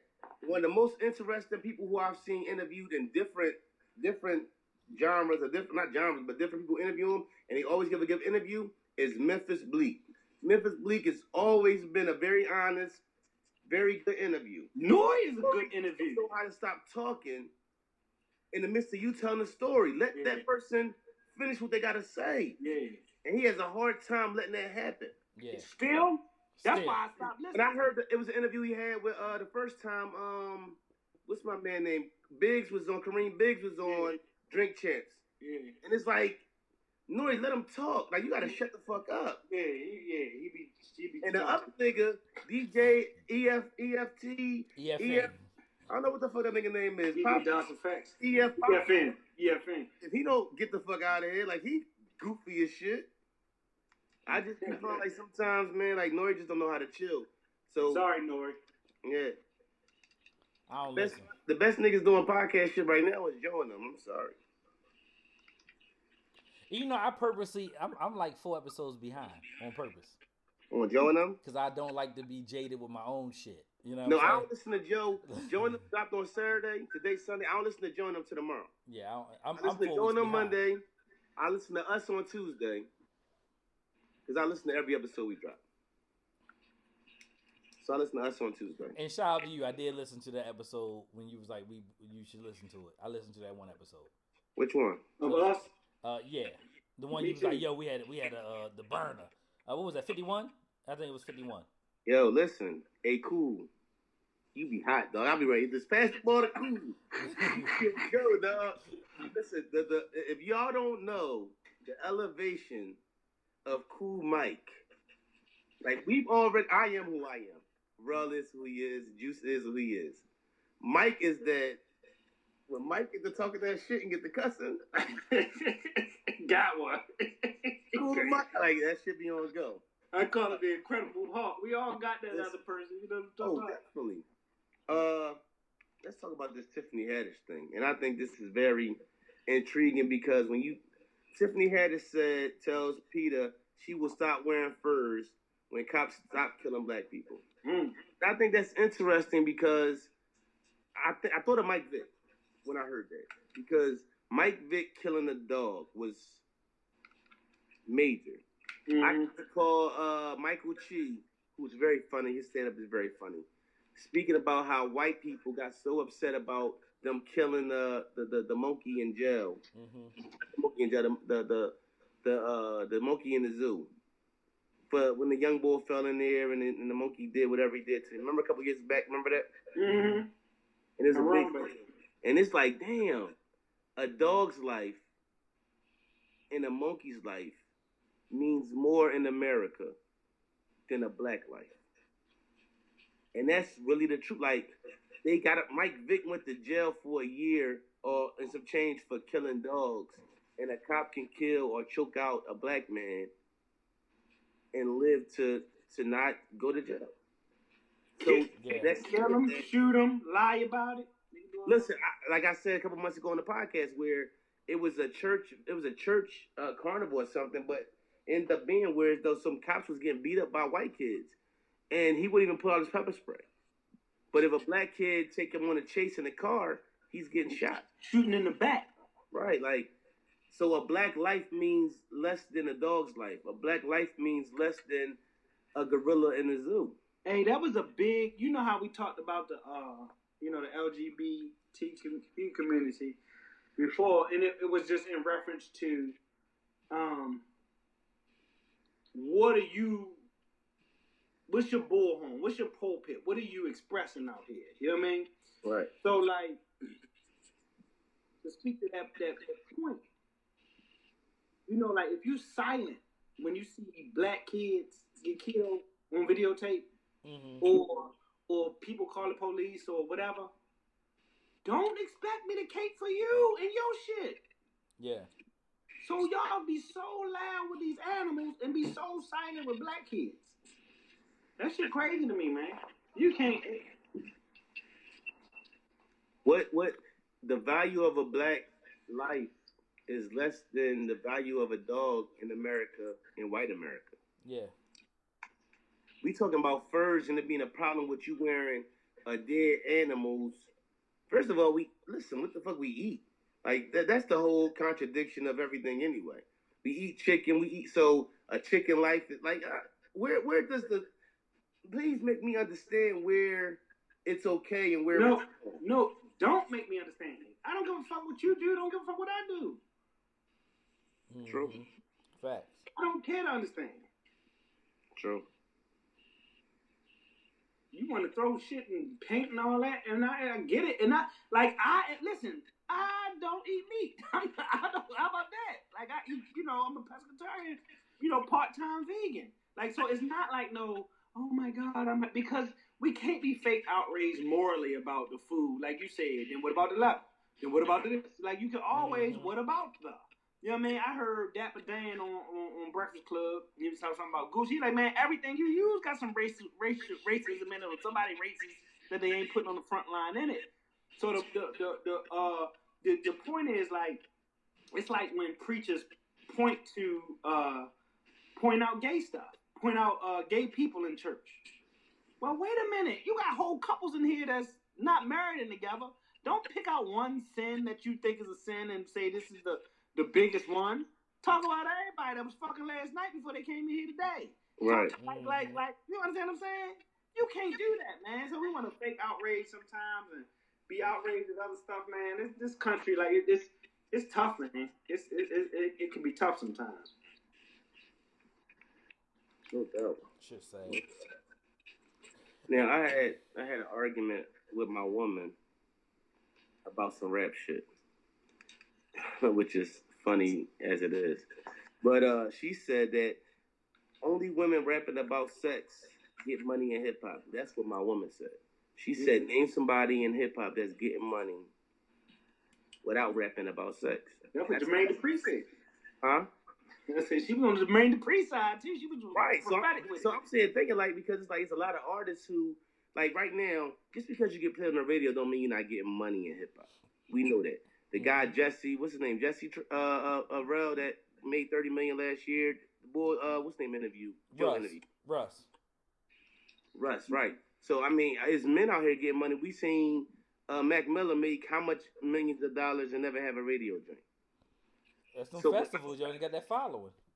Right, so there are, but I was, because I couldn't think of anybody or say, yo, this woman is rapping and she's not Cardi B, she's not Megan Thee Stallion, she's not the City Girls, and she's making a bunch of money. Text me. Yeah. You broke that door all the way. Text me if you need whatever you want to know. Text me. Look, Cool getting his dad on you. Because you know better. I love that shit, man. I know he's talking about that. I hate punk ass parents, man. I'm not no punk ass parent, dog. I hate punk ass shit. I hate to see parents be punks. At the end of the day, this world ain't no punk. So when you're a punk ass parent, it bothers me, though. I'm bothered by parenting. I cuss sometimes. And my girl be like, babe, can you not cuss? No, the cuss words get across some shit that my regular words can't get across. If I be like, forget that, and I say, you know what, I don't give a fuck, it's a little different. Right.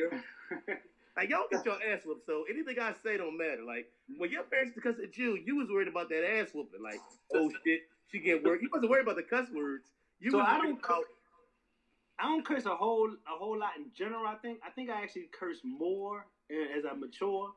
And not less. I think it's supposed to go the other way. So my kids keep me curse a little bit. But sometimes I do use a curse word for emphasis, right? Because like when they do that, like that punk ass shit, especially this part, this that shit, right? Mm-hmm. And I gotta say, get your like I wanted to irritate your ears, and I want you to be shocked the way I'm shocked with that punk ass shit you doing right now. Like if I say something and your demeanor go and you stomp away. No, yo, that's not how I was even raised. We don't even get a chance to do that. Right. So you got to know it ain't normal behavior. It ain't gonna be a normal reaction when you had that abnormal behavior. Yeah, I'm not gonna beat you with no belt, these days, but you gonna get checked real good. Right, you might hit some bars, right? Like that'd be my shit. Like I might say I ain't no punk ass parent, but I don't put my hands on the like I ain't to that extent no more. You get what I'm saying? Like when they a little younger, you might have to pop their butt. When they like you don't have to nowadays. Yeah, you could talk to them. My words, right? My words. And you could discipline them out of the. You know what I mean? Them phones. We always take them phones out their face. Right. Yeah. And let them get that back. You be cussing and at the end of the day, man. Listen, man. I take that cussing all. I mean, listen. I be trying that scare them more than anything. Like, well, I don't give a. And she be like, why you talking? Like, first of all, that's how I talk. So even if it seems like I'm yelling, I might not be yelling. I'm just talking. And my voice just get high because I'm from Nicetown. That's how we talk sometimes. Mm. So they'd be like, yo, and they'd be like, babe, you so loud and you scaring. I don't give a fuck. Good. It's supposed to be irritating. Right. That's it. Listen, I swear to God. What you all big for if you don't say nothing? If you don't... If you know what I'm talking about, if you, they'll run right off of you. Listen, end of the day, I need you to be worried about what I'm gonna say. Exactly. A kid gonna move different if they not worried about your reaction. Exactly. Like not at all if you bullshit. Right. It's a bunch of shit they gonna try you with if they not worried about your response. Yeah. So I gotta scare them a little bit. Facts. Like just like white people. Right. White kids be telling them, listen, man. Yo, I was watching Us, right? And it's the black boy was like, the young boy said something at the table and he cussed. He was like, well, since when we start cussing at the table? Listen, I understand that I have a 9-year-old and a 10-year-old. I understand that these 9-year-olds and 10-year-olds might say certain things when they're in school or they're around their friends. What needs to happen is an amount of respect that you turn that shit off automatically when you around me. If you feel comfortable enough to slip up on that type time, I'm doing something wrong. Yeah. I can remember living with my grandmother on St. Paul Street, 1734 St. Paul Street, and knowing how to, when I stepped in that house, no matter what I was doing outside, cutting off that shit when I came in the house. And I believe that's all about respect. Yeah. You feel comfortable. If you slip up cussing around me, I ain't doing my job. That's how I feel about it. I agree. Shout out to you punk ass parents. Don't get you and your kid fucked up for being a punk ass parent. So, but back to the women getting money as far as rapping. Do y'all think that are there women out there that really rap that's getting money and have a strong following that maybe I don't know about? Now I know I might be. Maybe it's some. I don't know. Maybe. Did you hear what Jermaine Dupri said about all the female rappers is like stripper music and Right. he got the business? Yeah. No, really, it's extension of that. It's just like I'm certain they exist, and what's the girl Rhapsody? There's some people that exist. I don't know their content because I don't have enough time to all this, to come up with it. Yeah. But it is true that the popular stuff they got pussy in them in the lyrics. You know what I'm saying? It's also true that your most popular male songs are probably selling some dope somewhere in the lyrics. So it really is a bigger picture, man. Like it's a system and it's by design and it's a little easier to let ratchet shit slide past and it's a little more entertaining and there's a good a deeper dark reason to keep people ignorant and just music bopping and all that stuff. Yeah, I think she on to something with that. But as far as popular, it's a reason why you can't rattle off the third or fourth or the fifth female, you know what I mean, doing it. There's a reason. So, babe, you was right. I think she's right. Who said you right? Yeah. All right. Now, I gotta pee, but Rel, you got something to say about Rylan. What's his name? Who? I want to ask this: who in the sports, whether they're former or current, can you respect when they put their thought process of how they feel about something? Do we respect Charles Barkley, him not having any championships? What's his name? Rylan Hollins? What's the young boy name? Ryan Hollins. Yeah, he wasn't shit anyway in the league. I don't even know who he played for ever. I was playing for the Clippers at one point. They are selling me Dan Orlovsky and Ryan Hollins on ESPN right now. So when I'm about to go pee, and I'm gonna pee to the side and not pee in the water so I can hear y'all. Who do you respect as far as ex-athletes who, when they say something, it means something? Shannon Sharp off the muscle. Uncle Shay doing his thing on this Shannon and Skip Jones. Disappeared or am I tripping? Huh? What you say? I don't see Rel. You see Rel? Yeah, I'm here. Yeah. All right, let me come out. All right. But so yeah, man. So I've been cutting ESPN on in the morning, just trying to stay up on what's going on for a little bit. Because normally I don't have nothing on TV, honestly. I don't have time, right? Like, for real. Yeah. So as I did that, it came to me in a manner of, what the fuck am I watching, right? Because you're selling me people and they just talking. So now it seems very forced. It seems very, Right.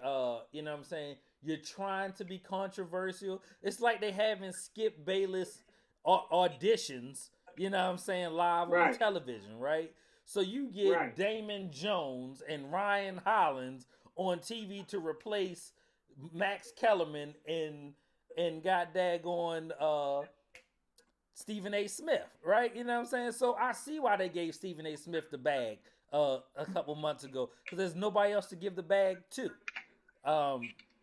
Damn. For real. So I'm just like, man. So when I first, I was like, who the fuck is this tall, goofy ass white boy they got on ESPN? And what the fuck is he Right. talking about? Then I was like, Dan Orlovsky, wasn't he a quarterback? Yeah. Was Oh, he, word? Yeah. Yeah, he played for the Chargers or somebody. was it the Chargers or was it the Colts? I think so. I thought it was the. I don't fucking know. No, Denver. Oh, was it Denver? See, Denver. so that's my point. So when He you was a quarter. even when you say Charles Barkley name, you know he played for Phoenix. You know he played for Philadelphia, right? Right. You know what I'm saying? You know all these things about Charles Barkley, right? Even without being a champion, he was a part of the Dream Team, right? He's a larger than life personality, right? So besides that, I respect his opinion as an analyst because that shit just works with Kenny, you know what I'm saying? And then Shaq, and then the other boy, Ernie Johnson. But y'all trying to give me this new wave of motherfuckers who just out here saying outlandish shit just for the sake of saying it, right? It's like y'all trying to Charlemagne the game up for the sake of the argument, right? You're not necessarily controversial. Nobody believe you with the shit you fucking saying, Ryan. Like, yo, give me anybody. You know what I'm saying? Where the fuck is Michael Smith? Like, Yo, that's crazy. What is going on? Yo, Right. It's crazy you just said that because honestly, ESPN has lost a lot of major talent. And the fact that, what's her name, who was with Michael Smith? Jamel. What's her name? Jamel. Yeah. Jamel, Hill. she's not there. Jamel Hill. Like, end of the day, for me, it's like, you had the ball to be able to talk the league. Right. To me. So I respect NBA TV. They got Isaiah, Chris Webber. They got some real ball. They had Steve Kerr on there.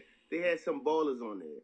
When you got, even back to ESPN when they had, what's the backup quarterback ball? He played for Minnesota too. I can't think of his name. Fuck. They always, huh? We can hear you, cool. How y'all can hear me? Yeah. They always had like the guys that. Okay. They always had the guys that suck trying to tell me about sports, and it's like I respect Deion Sanders. When Deion say some shit, it means something. When Shannon Sharp say some shit, it means something. When you got Warren Sapp and you had Marshall Faulk, it means something. When you got Isaiah Thomas, the real Isaiah Thomas saying something, it means something. When Shaq is saying something 4 titles in, it means something. ESPN to me, it'd be like, Ryan, how, like you said, name 3 teams he played for. Now, I know he's played for more than 3 teams. Name a time where he's averaged more than 10 points. I'm pretty sure we can't name that. So who really cares what you got to say for real? And you know, I don't want to say this about the championship, right? Because like it still comes a different caliber of athlete, right? You know what I'm saying? Charles Barkley never won a championship. Patrick Ewing never won a championship. Fine. You know what I'm saying? It's perfectly fine. But I need some type of intelligence from you, right? You're not saying anything. And you know what I'm saying? The fact that you don't have anything and you're not saying anything matters, right? You could get up there and, you know what I'm saying, talk better than Ryan Hollins has. And you never played a day in your life in the NBA. You understand what I'm saying? Like you don't even sound educated in the manner of being you know what I'm saying, a sports commentator, let alone having the skill, because it's only 245 jobs in the NBA, right? Total. And you got one of them at one point in time. So I believe that you still are elite when it comes to basketball enough to get to that level, right? So not the best of the best, because obviously you're not an all-star, but definitely some type of skill to get there, right? So I'm not going to take that away from him. But to you up there now, I'm just like, what are you talking about? Like, it's sickening to my stomach to listen to it. But see, a lot of them guys, they have guys that they feel like they can't diss. You know what I'm saying? Because they were just removed from the situation, so they feel like I can't say honestly how I feel because I'm so in tune with who's in the league now and so worried about whose feelings I hurt. That's why I respected Charles, even though like when it comes to if you don't got the chips to justify what you're saying, you got to have the all-star appearances. You have to been the guy who's been that number one guy on the team. If you don't got the championships, you cannot have the championships and then not have Kenny Smith, 2 rings, knows how it is to be a role player. Only talks about things from that perspective and his situation with Akeem. So when Kenny talk, I respect it. When I hear Steven Jackson talk, I respect it. When I hear Steve Kerr talk before when he was on that type time, I respect it. Mark Jackson, I respect it. Ryan Hollins, you've never been a number one. You haven't won. You've never been the 6th man, the 7th man, the 8th man off the bench.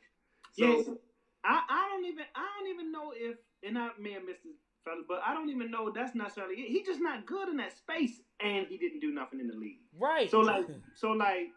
Right, hold on. I was saying Wade Wilson.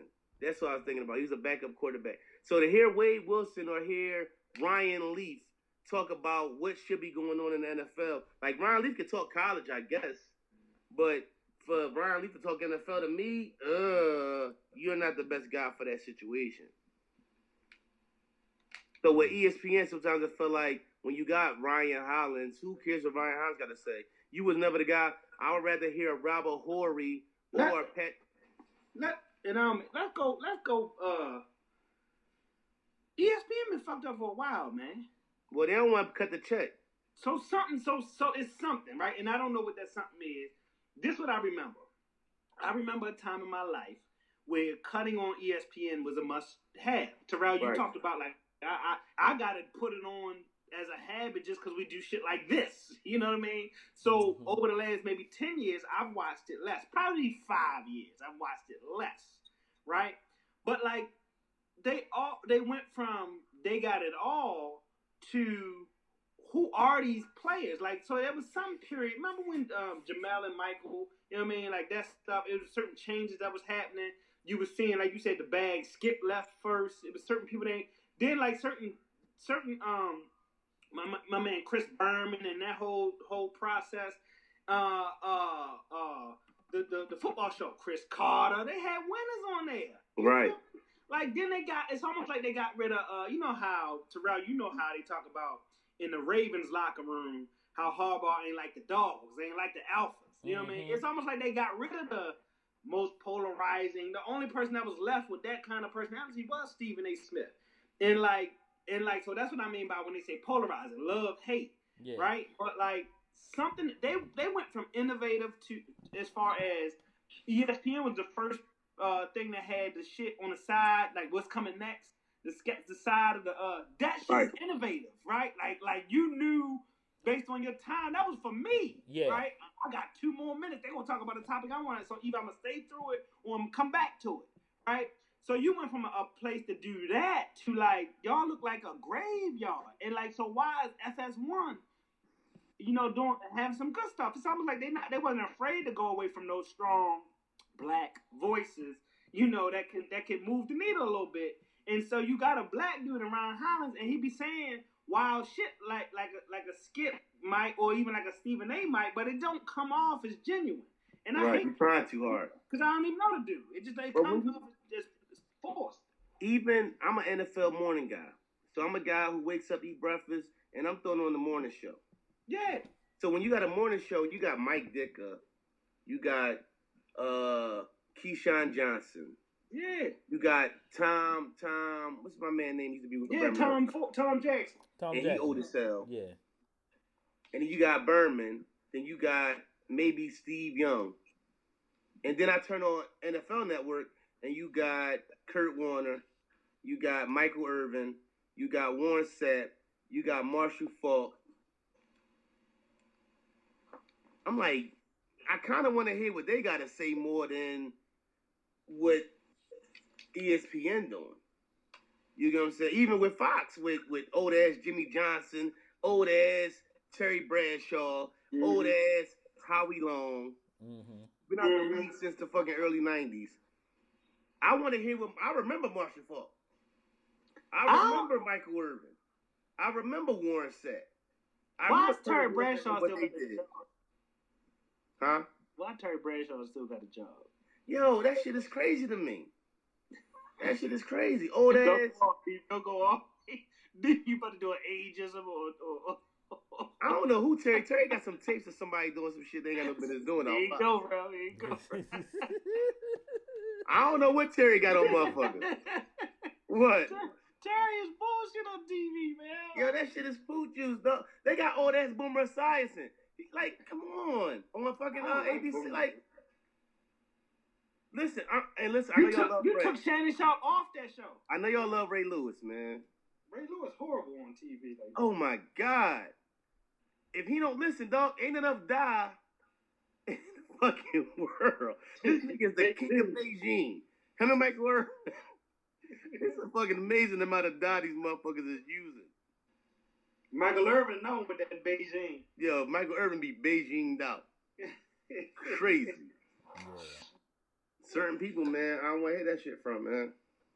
So I try not to listen, and I'm not gonna listen. So I'm not gonna watch. Like I said, I prefer FS1. I like only thing that FS1 need, if they get Jalen Rose, it's over. Like, yeah. So who I like? You know what I thought was. So remember Mike and Mike, right? Yeah. Right. Then I don't know. I still don't know what happened. That whole story. Why did they break up? You saying? Yeah. Because it's not like neither one of them left. Yeah. So then you took the Trey Wingo in that space ain't the business, yo. I think Mike Golick's son does a really good job. I never seen Mike Golick's son on TV. If you made I've heard him before. Yeah. If you made that show Golick and Golick, I think it could do something. That's one thing. I think I think they don't need. They thought they needed a Mike Greenberg, and you could have did that. But like the Get Up show, it was what? Who was it? Jalen Rose. It's still Mike Greenberg, and it was Michelle Beadle. Yes. That was whack as shit. It was horrible. I like Michelle Beadle though. Huh? I like Michelle Beadle. I hate Michelle Beadle. Do you? Man, I can't stand Michelle Beadle. I only like her. Let me back up. I like her in that. I liked her on that show she used to have with Marcellus Wiley. I used to like that. That's another motherfucker they lost. Exactly, and with the FS1. But I don't like. Well, Marcellus bounced because his man left on him real quick. Who? Max. Remember, it was him and Max. And Max. But they got him in a bad space too. I don't like where they got him at. Well, him and Max were good together, and Max took the bag and went to first take when Skip right, left. But Marcelli with the black nut boy. Who the boy? What's the boy? With the dreads? No, boy cool. Fat boy. Oh, Damon Woody. The coon. No. Oh, Jason Whitlock. Oh, yeah. See? But I put him in the bed. My man can't catch a break. But listen, Whitlock is another good example. Mm-hmm. Polarizing. So what do? We all don't like Jason Whitlock. Right. But I've listened to him. Yeah. He's not bad in his position. He sucks in his opinion. But like you listen because he's so bad, if that makes sense. But know what though? I don't like him with Marcellus. I liked him with the Herd boy though. When the Herd boy was on the show, I liked it. When they took him off of that, and listen, honestly, what's the Herd boy name? Colin. Listen, his shit, I can listen to his shit. Colin is good. It was the same show on ESPN. So why don't you bag him up? I listened to his shit the day after because by the time it showed up on Spotify, it was yesterday's show. I gotta hear what Colin's talking about. At ESPN too. He an asshole with it. You know what I'm saying? I love Colin though. Yeah, it's a good show. Him by himself, even the boy he put in there when he go on vacation is alright. Mm-hmm. Yeah. He was on that too. Doug Gottlieb. Right. I like him. I didn't know he played ball like that though. Asshole dry humor. Where Jamel at? Jamel need to. I want to see what she fought. Her and Michael Smith. I want to see where they go at. Or where they going. They did them greasy. I don't know what the politics was behind that shit. They blackballed Mike. Mike stayed around longer than Jamel did. But they blackballed Mike. I seen Mike on what's my man name, and I like his shit with his pop and all that. The shit with him and his pop that come on. Holly Questionable. Holly Questionable. That's the best. Holly Questionable. But when I seen Mike. To me, when I seen Mike there, I'm like, what the fuck kind of step back was that? Yeah. When I That's the see best. Mike on there. That's the Yeah. best show they got. Dave Le Batard, the best person they got over there. Right, but they got him on some bullshit in a half an hour. Yeah. I heard this shit, his shit on the radio, all right, though. His shit on the radio be cool. Yeah. And Bumani, I like Bumani shit too. Is he still on? I don't know, because my ESPN app was acting up on my phone. It's acting right on my, I'm going to send you that shit too, bro. Okay. That shit was acting dumb, but now shit acting right as far as they taking the money from my ass, so. ESPN app. If it wasn't for Bumani and the Kobe, the Kobe shit, I wouldn't even fuck with ESPN. Yeah, what's up with Diddy old ass fucking with Lori Harvey, man? Is that true? Is he really doing it? I mean, I've been seeing it. I don't care But now nothing about that that. nigga The best Diddy news I done heard is he bringing back making the band. Bring back making the band. I don't care who he date. Listen, it's all good until you got a daughter 21. I want to know. I got a problem with shit like that. I ain't with it either. Because end of the day, for me, as a man who's 37, right? Yeah. I don't know what I would talk to a woman that's 21 about at 37. Not a goddamn thing. How about that? So at 49 years old, and then your son dated her.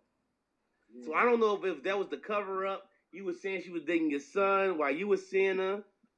That shit seemed weird. Why would I date somebody that my dad dated? What you want with her? Right. It's something at 20, being 28 years older than her. What the fuck are y'all talking about? Nothing. So that's a problem for me having a daughter or raising daughters. What the fuck do somebody 28 years older than her? She got more in common with his kids than she do with him. Mm-hmm. And there's something wrong with that shit, dog. Diddy, I don't give a fuck how much security you got, how many bells, fucking donkey bells you done threw at a motherfucker. You had to throw it at me, you fucking with my daughter. Yeah. I can't make sense of that shit. Mm-hmm. This nigga tripping, dog. I ain't with it. Nope. Yeah, Diddy tripping, dog. That means she was really flirting with Hov, though, at the brunch, though. Right. She'd go. She'd go. Hold up. Is that a podcast topic? She'd go. It's the truth. Real shit. She got to think for old niggas with money. Yeah. So she already thinking, but see her mom. Got to think for old niggas with money. No, her mom was fucking now what's crazy was I seen the Steve Harvey shit that popped up and I posted it on the gram on Facebook about how Steve Harvey with his ex-wife and how the chick he married to now was the side Joan and all that. Yeah, and how he was married to a drug dealer. Yeah. And he got a book coming out. Oh, he do? Yeah, the boy that she was married to at first. So you done seen your mom and kids pay attention. Yeah. You get what I'm saying? So your daughter on some shit like, listen, I'm trying to get a nigga that's gonna make sure I'm straight. Is what I get. He don't got on her wish list, his wish list no more. Yeah. Well, she been on Diddy wish list for real. I got on my Listen, wish. Diddy, I hate to knock you clean up. Well, I wouldn't hate to when it comes to my daughter. I will knock you clean the fuck up. Like, end of the day, I will whoop Diddy ass too. Like, but Laura that's Harvey, another nigga on the list. She an adult. She grown. You can't knock nobody. Listen, she's an adult. Listen, I'm from this era, right? How would you handle that? That's a real. Yeah, that's the question. Listen, right?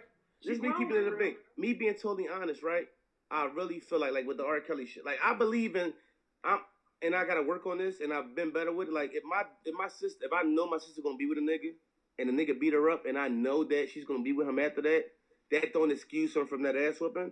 I'm from that era, that even though my sister gonna be with you, that don't mean I'm not gonna fuck you up because you violated. I still feel like even though she grown, nigga, like I got a problem with that. You 49 years old. But what is your interest in a 21-year-old woman? The problem is you ain't in the bedroom with them. And we done seen scenarios where from that era, men, who said it, but Corey Holcomb said, men, when you got somebody that, we talked about this a little bit before, you put a woman that put you in that position, we either fight or we kill each other. So right. Chi Ali killed his baby mother's brother over some beef shit. That's why he went to jail, right?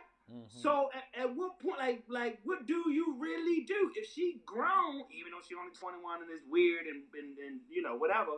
You can't do but so much for fear that you put yourself in a compromised position that takes you off, knocks you off your regular square for shit you got to do for your regular family. It's hard, man. It's hard. Right. I mean, it's a tough spot to be in. Huh? I said it's a tough spot to be in. I just can't understand around a man 28 years older than a woman who can have any woman damn near in the world. That's the point. Right. That's the point. So what is it about these young girls? And it's not the first one with you. They said his baby mom was 16 when she had her I didn't even know that. I'll allow for them some of that early. You know what I mean? If she was 16, what was he? 19. I allow for that. Like, you talk about Cassie and Diddy, I guess, right? Grown people still being grown, and Cassie still seemed older than that. I don't know, even though she didn't look it. I don't know, but like 31 is different than even 21, I guess. You know what I'm saying? So, and I'm not blaming them. I'm not condemning him. If she was underage, that's something different. You feel me? But like for me, right? I don't get it. You can't have a decent conversation damn near with somebody 15 years your junior. You know what I'm talking about? Y'all looked at different shit on TV. Y'all listen to different y'all say different music. Shit that you say means something different to her than it mean to you. Yeah, I don't get it as a grown, like the older I get, the more I like mature conversation and dialogue and people. And I'd be like, what the fuck are they talking about? And it'd be like Jabari, he 21. You know what I'm talking about? Like, so I don't, you lying to yourself. Unless she listen to Earth, Wind and Fire and shit like that. Somebody lying in that relationship. Right, she don't listen to the shit you listen to. That motherfucker got issues, dog. I mean, I guess, first of all, you like what you like, right? So, for him to like her, it's the same for her to like him, just equally as nasty. It's the same for me. But I mean, I don't think it's nothing wrong with a woman. See, a younger woman liking older guys. Yeah, that happens plenty. Now you're being an ageist. You're trying to separate it. You can't do that. No, I'm just saying, like, where's though? I thought it was weird when we was in high school and guys that was 20, 25 years old was coming picking up girls. That shit was weird to me, right? You know what I'm saying? Like, yo, what is going on in your life that you gotta be at Mervo at 2:45? You know what I'm saying, in the afternoon? At 20. Yeah. But see, for me, it's like, when I see somebody 49 years old talking to a woman that's 21 years old, honestly, I think, why don't you attract women your own age?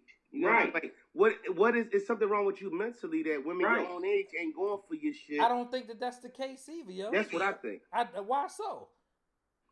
Because and so like, it's funny because I'm closer to me belief in that, and somebody brought it up about R. Kelly specifically.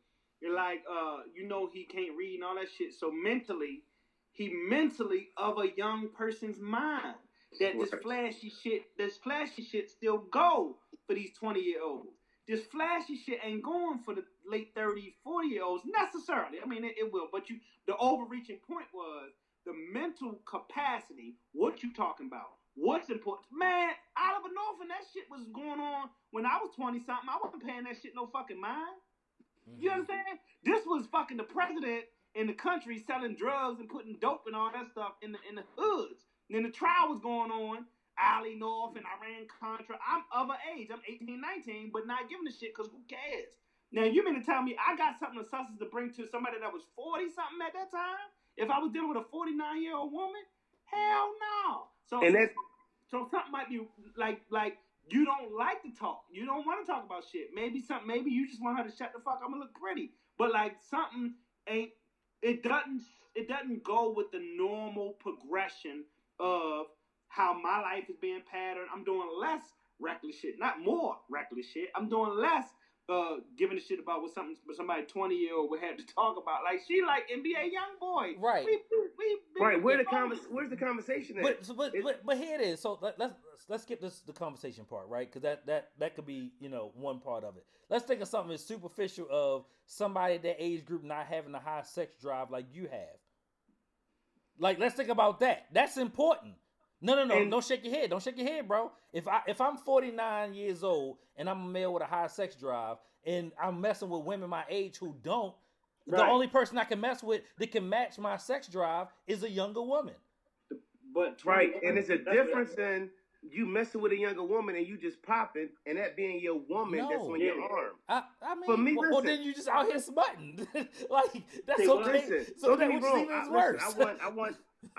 Do I think sex is important? Very much so. But when I lay in the bed after sex, Yeah. and we That's the right. conversation, That's right. what can we talk about? So just hire hookers. That's Right, right. right. Yeah. Why you get you a young joint and put it on you? Yeah, well, Bobby Kraft With the had money that he thing. got? Yeah, well, I mean, What can you talk about? You can't be like, yo, You want a broad that You just fuck listen. you and fuck She- you and suck you. And like it's better than just hire somebody than discriminate and leave. I'm just saying. I know. listen, I me don't wanna having a have homie, people say me prostitute. having a homie, my man Vaughn 23 years old. see, y'all moving He the just turned 24. goalposts too. Y'all moving the goalposts. So No, he- listen, Vaughn just turned 24, right? No. It's certain shit when I talk to Vaughn about, Vaughn don't get at 24 years old. Like, he don't know what hip-hop was like in 98. You get what I'm You saying? be Like, like, so, who is Method Man? Who is right, so Wu-Tang? you can't even grasp conversation-wise. No matter how much you want to have good sex and have sex with your woman, yes, of course, you want those things. But in the same token, to be able to talk to my woman about things that happened in my life and she understand because she was there or she went through it. When Diddy be able to say, yeah, I was an intern and I used to get the coffee at MCA and Uptown kicking it, and Heavy D and the boys, she don't know what the fuck he talking about. Right, no, Nigga, I no. wholly Don't agree, know what the but fuck you talking but you about. can I have got a somebody better your one same for you. age and not be on the same cultural level as you, or y'all not listening to the same men. So So what that the fuck that do matters. you talk about after I got a y'all better do one it? for That's what you. I'm saying. Yeah. Hold on. What's at our age? What's something you can ask somebody about and everybody can relate to? Yo, where was you at when 9/11 happened? Yep. I don't know. I was in the playpen. Like, what the fuck? Like, it's Yeah. certain shit in your life. It's certain shit that happened in your life. When you seen Lion King, she don't know. She don't even comprehend. Yeah. Listen, as much as please believe me, dog. I love a woman that can get in the bedroom and be how I needed to be. But in the same token, when I talk about my woman, my spouse, the person on my side, I need to be able to talk about. I don't want nobody that's gonna do nothing but take. She ain't got nothing to bring but being young and a coochie. How about that? Now let's say it like that. No, that's true. That's true. That's true. Okay. But And I at the feel, I age feel of 49 indifferent years about old- it. I feel indifferent about it. You know Listen, what when I'm he's saying? 56, he gonna be washed to her. Right. I mean, but Is he really being realistic as far as the time span he got? Because end of the day, what do a 20-year-old real talk? My daughter don't know who Diddy is at 10 years old. right. So there's a Like, it's point where something- he's gonna want a woman who knows who the fuck he is.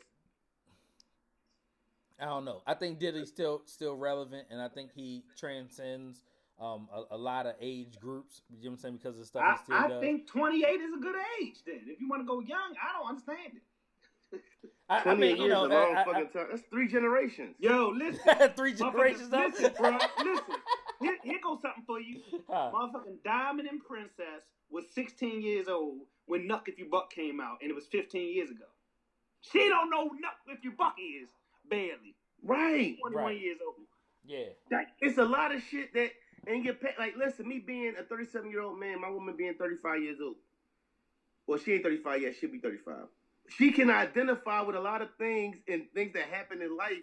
Oh, when Barack became president, like these motherfuckers don't even. I hear what you're saying, yo, but so there's a lot, right? So my girl don't watch the same movies that I watch, right? So when I be trying to explain stuff to her, she just didn't watch them, right? So even growing up in the same city that we grew up in, and her even being older than me, things are still different from that perspective. So we can't. There's certain things we can't even discuss. But, You know what I'm saying? But bruh, but if she was calling you dummy, like what it is, dummy, or whatever the fuck 21-year-olds say, that's a different, like having different interests in television shows, music, and is one thing. Yes. But to have no bet, like, yeah, I know 5 Heartbeats, but I ain't like it.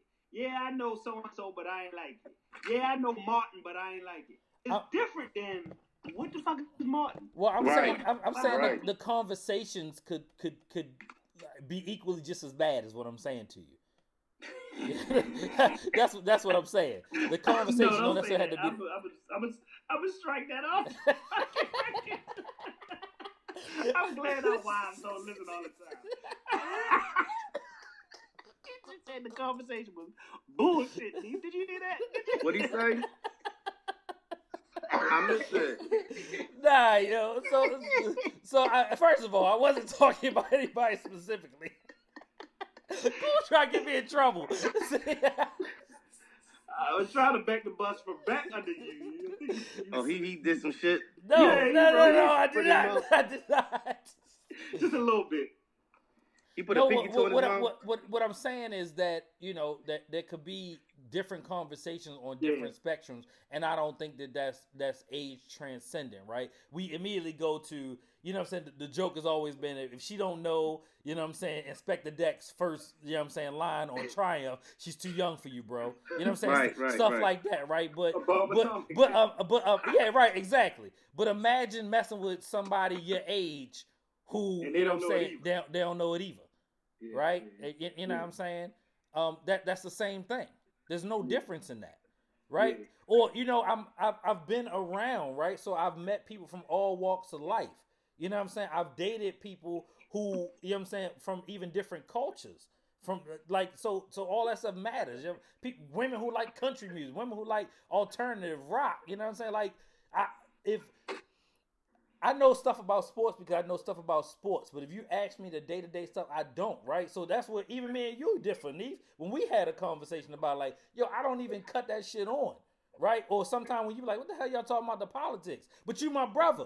You understand what I'm saying? So I don't see how you could say, well, what does she have for this?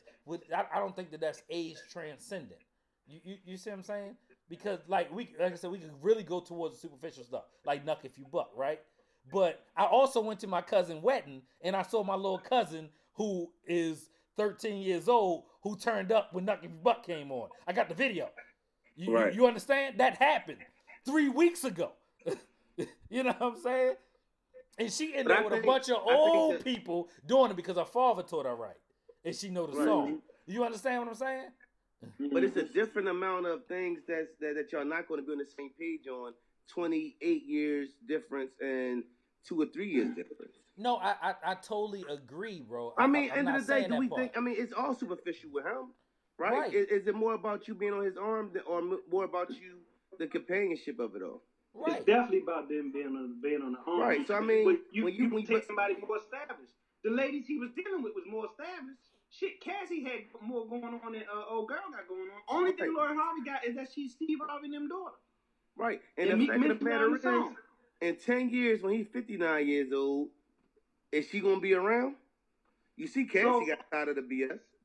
So listen, man, she ain't meant to be around. Cassie wasn't meant to be around. Like, we talk about, I don't begrudge Diddy.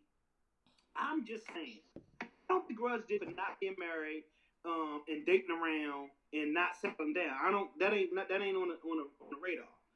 I'm just saying, when it boils down to what I like, and as a man, what I realized is when I was 21, I liked a certain type of woman, right? I liked a certain style, and it wasn't like 10 tone, nothing like that.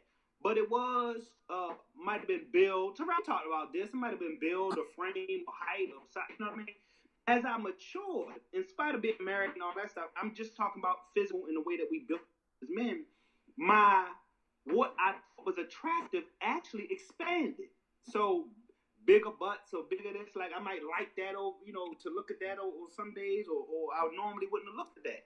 So, but what also happened as I matured in that over that same 20 years, from 20 something to 40 something, is that you roll less dice, you spend less chances, conversations matter more because you know what the nut feels like after you bust, right? That is the same.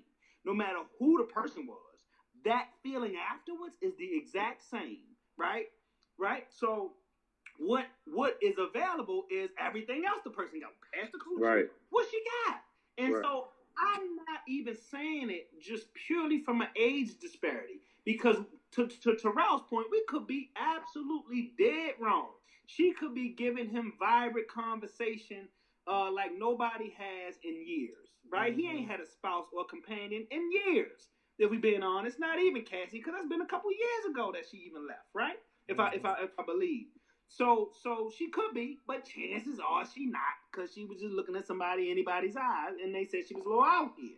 So I just don't get it beyond the physical part, and that's all I'm saying. I think, you know what I mean, is that I don't get the dramatic age disparity, assuming that they're not having meaningful dialogue. Which, as a more mature man, other than the nut busting, that's what I want. I don't, you know what I mean, because I can hire somebody to get the nut off. Is how I think, you know. If I was not married, I mean, if I was in that space. Yeah. Y'all got She just seemed like a bill. That's all. I don't know. Go ahead. Right. Y'all got anything else on your mind? Y'all got anything else grinding y'all gears? We about 2 and some change, huh? Yeah, we gotta wrap it up. Yeah, you know, Nicki Minaj still trash. Say it again. Nicki Minaj is still trash. That ain't nothing new. You ain't like that Suge remix for Lil Baby? Yeah, the baby. Who? She jumped on the baby. I know. I just happened like this morning. She jumped on the baby remix, the Suge remix. Oh, no, do what I want. Oh yeah, that ain't alright. Y'all gotta send that to me. So the baby is different from Lil Baby, right? Is that correct? Yeah, definitely. Oh, okay. The baby is different. Even though I haven't heard it, but I heard the baby shit alright too. I heard that. The baby. Listen, I'm not. This is one of those things. We way out of turn, but I was like, "Oh, this nigga," you know what I mean? But tone, diction, breath control, you can understand what he says. Like, so that automatically puts people in a different category from their peers. This is the age of mumble rap. So if you're not mumbling and you got that, you know, yeah. So you know, he be saying some little slick shit. You know how it go.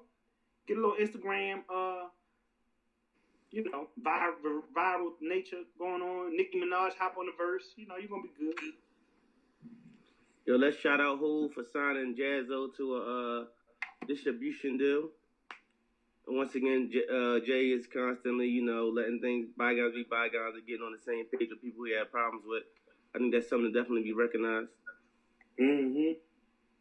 It's good to see Hov and Jaz-O get on the same page. Shout out to... What the hell is he distributing?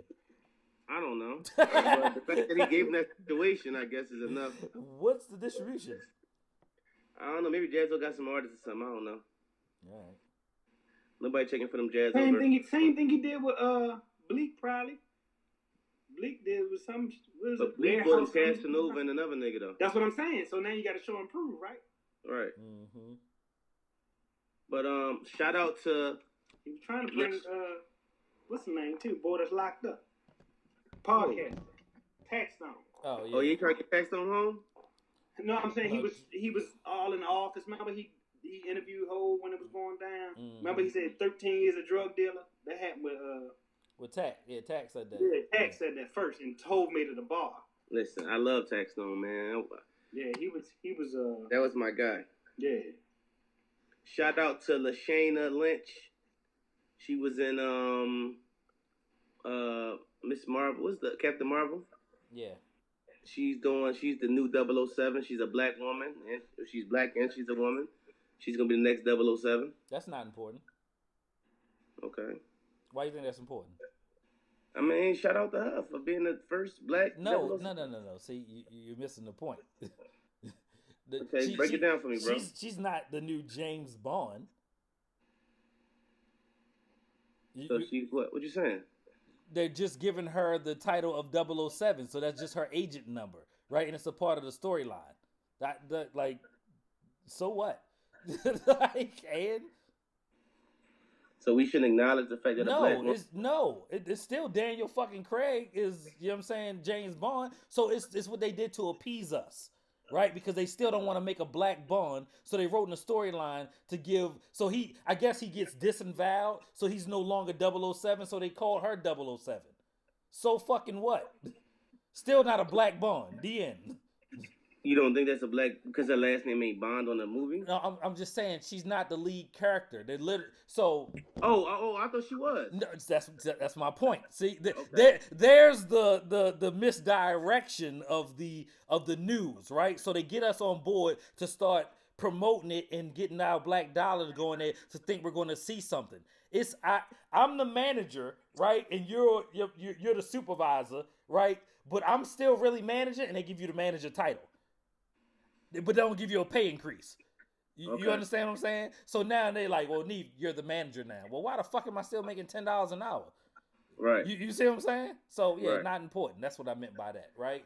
Oh, so cool. She got an acting job, and now they just call her 007. Whoop de fucking do, right? But Daniel Craig is still James Bond. Oh shit. Yeah. Okay, you learned something else. Yeah. So you see, and they did that on purpose. So yeah, Halle Berry was in a James Bond film before, so. Right. So she's not really breaking the mold for me. You know what I mean? Like, I took it as she was gonna be the main character in the movie. Right? Nah, she just acting in the movie, right? And and like, oh yeah, you're not 007 no more. You're 001, James Bond. You know what I'm saying? Like, right? Yeah. So whatever. Okay. And probably at the end he'll get it back for whatever reason. She'll die or some crazy shit like that. Damn. Now we gotta watch this shit. Talk about this shit in a couple months. Like, yeah. Let's see what they really do with her. I really took it like she was gonna be the main character. Nah, yo. Well, see, this is why y'all should watch Brothers Talking Shit episodes. We deep dive into everything. Yeah. But we about 2 hours and 2 hours and a half, man. Yeah. Shout out to Juice. But this is Brothers Talking Shit. Y'all got anything else? Nah, I'm solid. I believe. I'm good to go. Cool, you good? Yep. Well, this is Brothers Talking Shit, episode 53. We out of here. I love y'all. All right, love you Love too, you, man. Yeah.